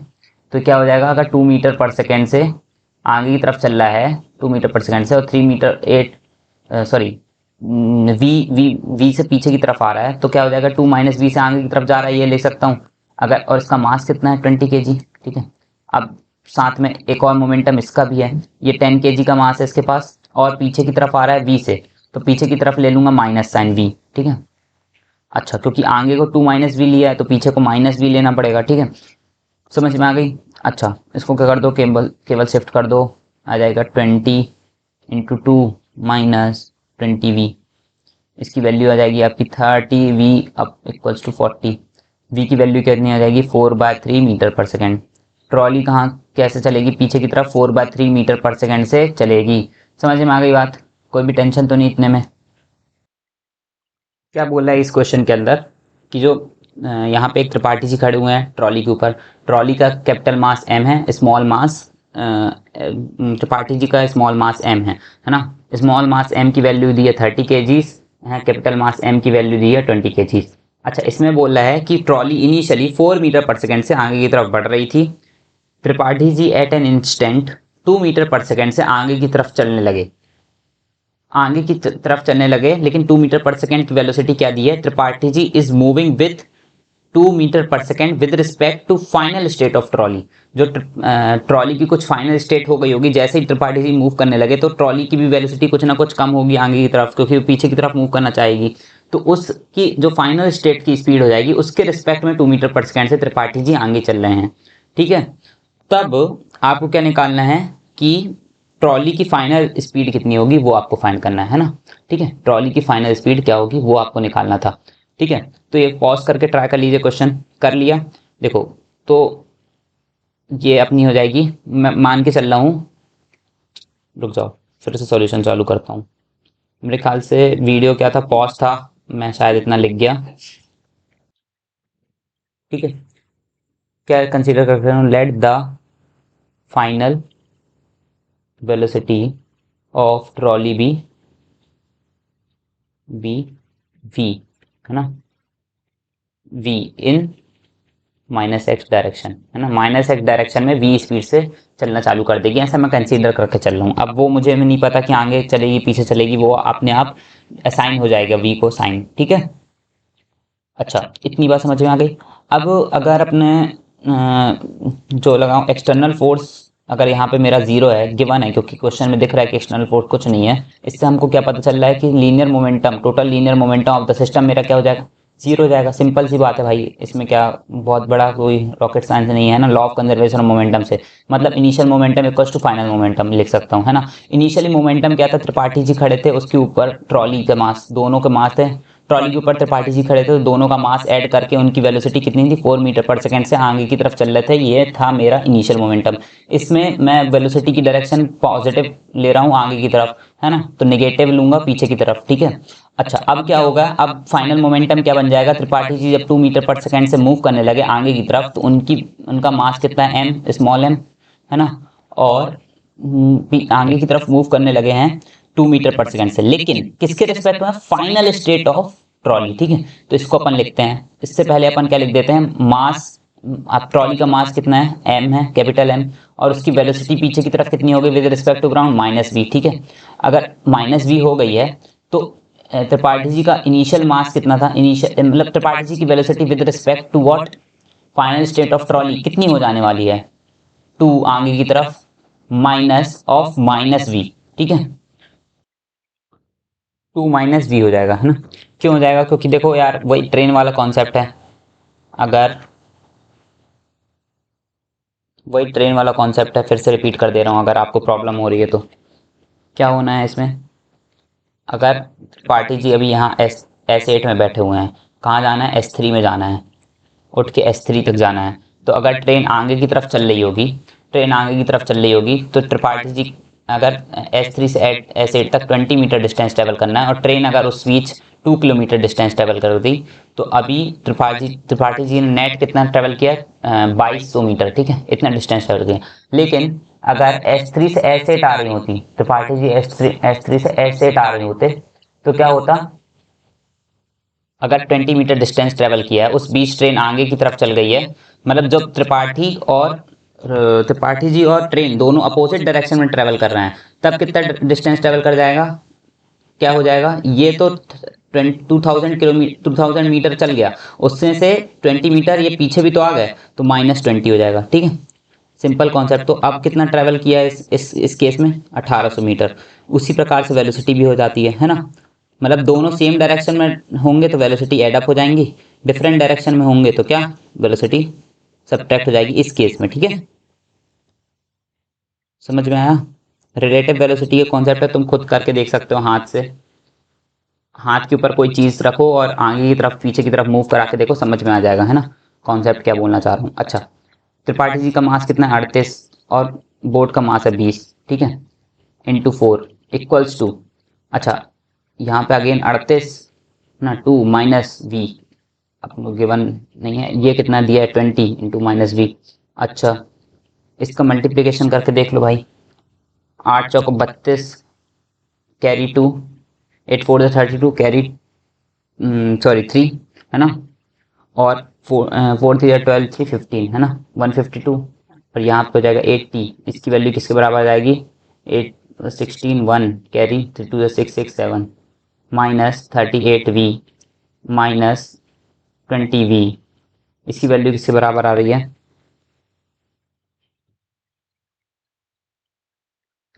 इसको सम करके देखो कितना आ जाएगा, 2 8 5 13, carry 1 232 equals 232 minus 76 equals to minus 58v, ठीक है। इसको सॉल्व कर लो भाई, इजीली आ जाएगा। तो क्या आ जाएगी आपकी वेलोसिटी की वैल्यू, क्या आ जाएगी, इसको डिवाइड करेंगे, इसकी वैल्यू क्या आ जाएगी, -156 डिवाइडेड बाय 58, इसकी वैल्यू आ जाएगी माइनस ऑफ 2.6368, ठीक है, मीटर पर सेकंड। तो मतलब जो हमने वैल्यू असाइन की थी, पहले साइन असाइन किया था, उसके अपोजिट जाएगा, मतलब जो ट्रॉली रहेगी वो आपके पीछे की तरफ नहीं बल्कि आगे की तरफ मूव करेगी, कितनी स्पीड से, 2.68 मीटर पर सेकंड से, है ना, तो नई वेलोसिटी हमारी इतनी हो जाएगी, ठीक है। चलो एक जबरदस्त क्वेश्चन लिखो, थोड़ा अच्छा क्वेश्चन है, कॉन्सेप्ट्स क्लियर हो जाएंगे इससे आपके। क्या दिया है क्वेश्चन में, एक यहाँ पे प्लेटफॉर्म दिया है कुछ ऐसा, ठीक है, ऐसा प्लेटफॉर्म दिया है, और ये सर्कुलर है ना, ये क्या है, सर्कुलर प्लेटफॉर्म है, इसका रेडियस यहाँ से है r, ठीक है, ये भी पॉइंट r डिस्टेंस दूर है, ठीक है। अच्छा, इसके बाद क्या है, यहाँ है ना कुछ कुछ ऐसा प्लेटफॉर्म है, और इसके ऊपर यहाँ पे रखा हुआ है एक मास, छोटा मास m, ठीक है, ये कैपिटल M बोल दो इसको, है ना, और यहाँ पे एक और मास है इससे जो पूरे प्लेटफॉर्म का मास है क्या है 10 mm। और ये जो पूरी बॉडी है ये कहाँ पे रखी हुई है, एक फ्रिक्शनलेस सरफेस पे रखी हुई है। किस पे? Frictionless surface, frictionless surface. ठीक है, अच्छा समझ में आई। अब क्या हो रहा है, इस मास को मैं ऊपर से नीचे स्लाइड करा रहा हूँ, मतलब छोड़ दे रहा हूँ, तो ये स्लाइड करते हुए नीचे आ जाएगा। तो क्वेश्चन लिखो, M slides, M slides on 10 mm surface, m slides on 10 mm surface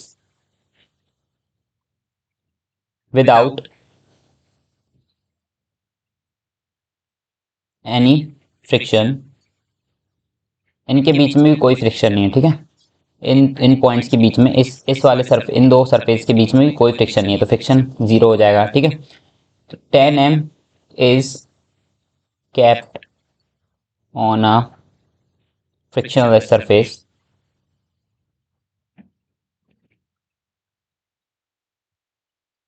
ठीक है।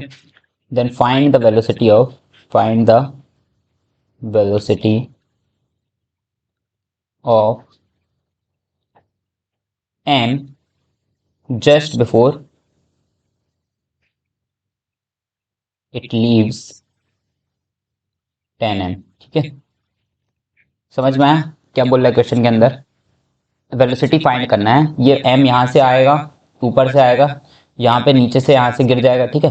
तो जस्ट जहाँ यहाँ से ये नीचे गिरना चालू होगा, मतलब जैसे ये उससे नीचे गिरेगा, इस पॉइंट इसकी वेलोसिटी फाइंड करनी है, ठीक है। तो इसको वेलोसिटी को v बोल लो, ठीक है।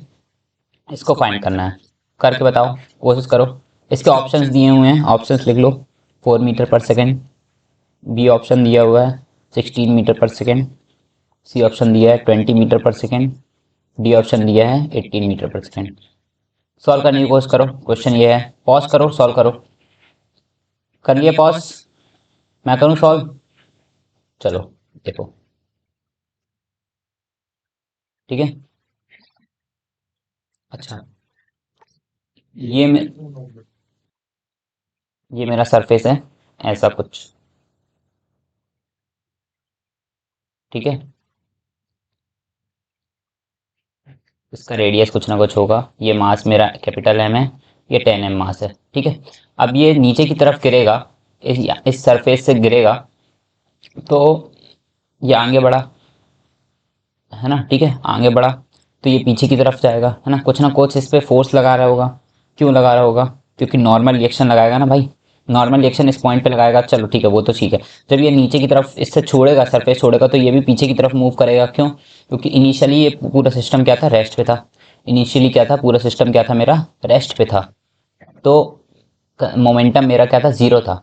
अब ये आगे की तरफ इसके पास कुछ मोमेंटम आया है, तो ये पीछे की तरफ कुछ मोमेंटम ट्रांसफर करेगा। क्यों? क्योंकि एक्सटर्नल फोर्स मेरा क्या है, 0 है ना, ठीक है। अच्छा, अब ध्यान से देखो क्वेश्चन को, क्या करोगे, नेट फोर्स इक्वल्स टू 0, ऐसा लिख रहा हूं अगर मैं इस क्वेश्चन के लिए, तो क्या मैं सही लिख रहा हूं?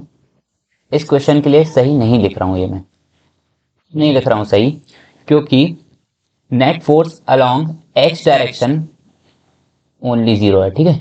एक्स डायरेक्शन के अलोंग ही नेट फोर्स मेरा क्या है, 0 है। लेकिन वाई डायरेक्शन के अलोंग नेट फोर्स की वैल्यू क्या है मेरी, ग्रेविटेशनल फोर्स लग रहा है ना, ग्रेविटेशनल फोर्स एग्जिस्ट कर रहा है, तो उस डायरेक्शन के अलोंग एक्सटर्नल फोर्स तो है भाई। जब एक्सटर्नल फोर्स है तो लीनियर मोमेंटम कंजर्व होगा क्या वाई डायरेक्शन के अलोंग? वाई डायरेक्शन के अलोंग एग्जिस्ट कर रहा है, तो पी क्या रहेगा, वेरिएबल रहेगा, पी वाई क्या रहेगा, वेरिएबल रहेगा सिस्टम का, ठीक है। लेकिन एक्स डायरेक्शन के अलोंग क्या है, फोर्सेस मेरे क्या है, 0। Sum of all the forces क्या है, 0। This implies that P X of system, P Y of system, ठीक है, पी एक्स ऑफ सिस्टम क्या रहेगा मेरा, कांस्टेंट रहेगा, ठीक है। तो एक्स डायरेक्शन में केवल अपन को फोर्सेस बैलेंस करना है, सॉरी मोमेंटम कंजर्व कराना है। वाई डायरेक्शन में अपन को मोमेंटम कंजर्व नहीं करा देना, गलती से कर मत देना, ठीक है। तो अपन को निकालना है क्या है, बेसिकली अपन को निकालना क्या है, सबसे पहले ये फाइंड करना है कि एम मास, ये छोटा एम मास वी वेलोसिटी से जब जाएगा, तो इसकी वेलोसिटी वी यहाँ पे कितनी होने वाली है, ठीक है। इसकी वेलोसिटी वी कितनी होने वाली है ना। मान के चलो कि ये v वेलोसिटी से यहाँ आगे की तरफ गिर रहा है, तो ये पीछे की तरफ u वेलोसिटी से आ रहा है, जैसे ये आगे की तरफ जा रहा है, ठीक है। तो कंजर्वेशन ऑफ लीनियर मोमेंटम लगा दो सिंपल, क्योंकि एक्स डायरेक्शन में नेट फोर्स की वैल्यू क्या है मेरी, एक्स डायरेक्शन में 0 है, तो P X of system will be constant. ठीक है, इसका मतलब P initial in X direction equals to P final in X direction. ठीक है, समझ में आ गया। अब ये अगर आपने लिख लिया है तो भाई इसको क्या कर दो, वैल्यूज पुट कर दो, है ना। 10 m मास का एक्स डायरेक्शन मोमेंटम कितना, जैसे वो बॉडी लीव करेगा तो कितना आएगा, m इंटू वी। ठीक है, और 10 m मास का जो इनिशियल मोमेंटम क्या था मेरा, तो 0 था, सॉरी, इनिशियल मोमेंटम क्या है मेरा, 0 था। फाइनल मोमेंटम क्या हो जाएगा, m मास का एक्स डायरेक्शन वेलोसिटी v से बाहर निकलेगा, है ना, उधर ही पे 10 m मास जो रहेगा मेरा माइनस u से पीछे की तरफ निकलेगा। ठीक है, तो सिंपल इसको सॉल्व करोगे, v की वैल्यू आपकी आ जाएगी 10u। ठीक है, सॉरी यहाँ लिख देता हूँ, v की वैल्यू मेरी क्या आ गई, 10u आ जाएगी। सिंपल, समझ में आया। इसको सॉल्व करने पे तो आपको वेलोसिटी मिल गई, है ना। अच्छा, वर्क एनर्जी एंड पावर में अपन ने पढ़ा है क्या, वर्क एनर्जी एंड पावर में अपन ने क्या क्या पढ़ा है, if conservative forces are only working, if conservative forces are working, forces are working, then mechanical energy of a system initial equals to mechanical energy of the system final. ठीक है, law of conservation of mechanical energy भाई। ठीक है ना, law of conservation of, law नहीं बोल सकते, conservation of mechanical energy बोल दो, कंजर्वेशन ऑफ मैकेनिकल एनर्जी। ठीक है ना, ये तो पता ही है भाई, ये मैंने स्टेटमेंट बताया आपको। ठीक है, mechanical energy initial potential energy plus initial, अच्छा पी को मोमेंटम भी दिया तो पोटेंशियल एनर्जी को यू बोल देता है, U initial plus K initial, है ना, equals to U final plus K final, है ना। ये लगा देंगे, क्यों, क्योंकि बाय डायरेक्शन में आपको तो पता नहीं है भाई, बाय डायरेक्शन में लॉ ऑफ कंजर्वेशन मोमेंटम नहीं निकल सकता। ठीक है, तो इनिशियल पोटेंशियल एनर्जी क्या है, इनिशियल पोटेंशियल एनर्जी निकाल के देख लो भाई। इस ये तो 10 m का है, बॉडी पोटेंशियल पॉइंट पे है। ठीक है ना, मतलब कि ये इस पॉइंट पे पोटेंशियल क्या होगा, यू इक्वल टू 0 होगा, क्योंकि पोटेंशियल एनर्जी ग्राउंड पे क्या हो जाएगी मेरी, 0 हो जाएगी। ये ग्राउंड है ना मेरा, तो ये तो ग्राउंड पे रखा हुआ, लेकिन ये ग्राउंड पे नहीं है, इनिशियली ये ग्राउंड पे नहीं था, ये कितनी हाइट पे था, ये r हाइट पे था, तो इसकी इसकी पोटेंशियल एनर्जी क्या हो जाने वाली है, इसकी पोटेंशियल एनर्जी क्या हो जाने वाली है, इनिशियल पोटेंशियल हो जाएगी m into G into R, मतलब हाइट। ठीक है, इनिशियल काइनेटिक एनर्जी मेरी क्या थी, 0 थी। अच्छा, फाइनल फाइनल पोटेंशियल एनर्जी क्या हो गई है मेरी, की पूरी क्या हो गई, 0 हो गई है। क्यों 0 हो गई, क्योंकि दोनों बॉडीज अब क्या हो गई हैं, नीचे आ गई है। ठीक है, और इनिशियल फाइनल काइनेटिक एनर्जी क्या हो जाएगी, 1/2 m, sorry m v square plus 1/2 m, sorry m 10m, 1/2 into 10m into you square. ठीक है, ये हो जाएगी दोनों की काइनेटिक एनर्जी होगी ना, काइनेटिक एनर्जी पूरे सिस्टम की। ठीक है, तो एम जी आर की वैल्यू मेरी क्या हो जाने वाली है, 1/2 कॉमन हो गया, m कॉमन हो गया, V square plus 10 times U of U square. ठीक है, अब v की वैल्यू 10u पता है अपन को, है ना, वो भी पुट कर दोगे, तो 10u जब पुट करने वाले हो तो क्या आ जाएगी, आपकी वैल्यू क्या हो जाएगी, यहाँ 10u पुट करोगे तो इसकी वैल्यू हो जाएगी 100 you square plus 10u square. ठीक है, एम जी आर की वैल्यू क्या हो जाएगी, m/2 110 यू स्क्वायर। ठीक है, अब m कैंसिल कर दो, 2gr अपॉन 110 की वैल्यू क्या आ जाने वाली है आपकी, यू स्क्वायर। इसको और थोड़ा सॉल्व कर लो, इसको और थोड़ा सॉल्व करोगे, यू स्क्वायर की वैल्यू मेरी क्या आ जाएगी, यहाँ पे दिस इम्प्लाइज का साइन लगा दो, 2 इंटू जी की वैल्यू 10, आर की वैल्यू आपको गिवन है, रेडियस रेडियस कुछ गिवन होगी, और शायद क्वेश्चन में 22 मीटर गिवन है। ठीक है, 22 मीटर गिवन है। अच्छा, तो इसकी वैल्यू क्या हो जाएगी, ये। ठीक है, इसको सॉल्व कर लो, ये कैंसिल कर दो बहन, कैंसिल कर दोगे तो क्या आ जाएगी आपकी, यू स्क्वायर की वैल्यू हो गई 400, यू की वैल्यू क्या आ जाएगी 20 मीटर पर सेकेंड। समझ में आया, यू की वैल्यू क्या हो जाएगी 20 मीटर पर सेकेंड। तो ये फाइनल आपका आंसर आ गया, एक चीज समझ में आई इसमें, इसमें दो तरीके से क्वेश्चन होगा। जो मैंने बताया था ना आपको, फिजिक्स में क्वेश्चन किससे होगा, टूल से होगा। टूल कौन कौन से इस्तेमाल किया, law of conservation of momentum, है ना, और कंजर्वेशन ऑफ मैकेनिकल एनर्जी। ऐसे ही क्वेश्चंस आपको जैम में पूछे जाने वाले हैं।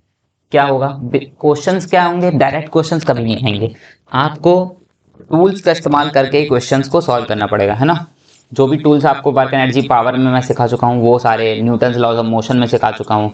ऐसे ही टूल्स का इस्तेमाल करके आप होंगे। अब सिस्टम ऑफ पार्टिकल्स के बनने लगे हैं। इसके बाद रोटेशनल मोशन में जो क्वेश्चन रहते हैं, मोस्टली सारे के सारे क्वेश्चन एक दूसरे पे डिपेंडेंट रहते हैं टॉपिक्स, ठीक है। तो वो चीज़ें भी और सीखने बाकी हैं, ठीक है।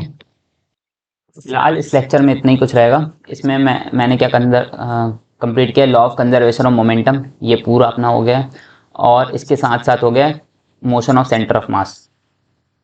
तो इसमें सेंटर ऑफ मास के आप सारे प्रॉब्लम्स, जो भी असाइनमेंट आपको प्रोवाइड करेंगे, व्हाट्सएप ग्रुप में आपको असाइनमेंट प्रोवाइड कर दूंगा मैं, उसके सारे क्वेश्चंस आप कर लीजिए प्लीज़, सेंटर ऑफ मास के। प्लस इसके साथ आप SC वर्मा के सिस्टम ऑफ पार्टिकल चैप्टर के सारे प्रॉब्लम्स आप कर सकते हैं। अगर कोई प्रॉब्लम आपसे नहीं बन रहा है तो प्लीज़ मुझे बताइए, तो वो प्रॉब्लम अपन क्लास में डिस्कस कर लेंगे, है ना। कमेंट करिए अगर वीडियो अच्छा लगे तो, और लाइक भी करिए और शेयर करिए, प्लीज़ दोस्तों में शेयर करिए। तो उससे क्या होता है यार, लोग भी देखते हैं और दूसरे भी देखते हैं, उनको पता चलता है कि हाँ कोर्स चल रहा है ऐसे करके, तो वो भी शायद ज्वाइन करें, है ना। तो मदद होती है दूसरे लोगों की भी, है ना। इसके बाद मैं आपको क्या बताऊंगा, अगले अगले लेक्चर के अंदर क्या चालू करने वाला हूँ, रोटेशनल मोशन, ठीक है। रोटेशनल मोशन मतलब कि रोटेशनल मोशन की डायनेमिक्स, सॉरी, इसकी डायनेमिक्स के बारे में पढ़ने वाले हैं। मतलब इसके अंदर क्या, मोमेंट ऑफ इनर्शिया जो कि हॉट टॉपिक है, एंड टॉर्क, ये सब चीज़ें आने वाले लेक्चर्स के अंदर कवर करने वाले हैं, ठीक है। तो सिस्टम ऑफ पार्टिकल्स 3 दिन के लिए असाइन हुआ था, तो ये 3 दिन का आपका सिस्टम ऑफ पार्टिकल्स का सिलेबस सारा खत्म हो गया है। इसके बाद रोटेशनल रिजिड बॉडी डायनेमिक्स जिसको बोलते हैं, रोटेशनल मोशन, इसके बारे में अपन पढ़ेंगे पूरा, है ना, नेक्स्ट वीडियो के अंदर। तो फिलहाल अभी इतना ही। तो प्लीज़ अगर आप फॉलो कर रहे हैं कोर्स को तो प्लीज़ मिस मत करिए सारे लेक्चर। अगर अभी तक आपने मतलब पहले के वीडियोस नहीं देखे हैं तो न्यूटन्स लॉज ऑफ मोशन की पूरी प्लेलिस्ट बनी हुई पड़ी हुई है, इसी चैनल पे आपको मिल जाएगी। और साथ ही साथ इसमें आपका वो भी पड़ा हुआ है, वर्क एनर्जी एंड पावर, ठीक है, इसकी यूनिट भी आपकी पड़ी हुई है। इसके बाद सिस्टम ऑफ पार्टिकल्स भी आपकी कंप्लीट हो गई है, सिस्टम ऑफ पार्टिकल्स की यूनिट कंप्लीट हो गई है, ठीक है। ये 3 यूनिट कंप्लीट हो गई हैं, यहाँ लिख देता हूँ मैं, एक काम करता हूँ, कोर्स का मैप जितना अपन आगे बढ़ चुके हैं वो मैं बता देता हूँ एक बार आपको, है ना, ठीक है। तो क्या हो गया है, पहली यूनिट क्या है, NLM अपनी कंप्लीट हो चुकी है, ठीक है।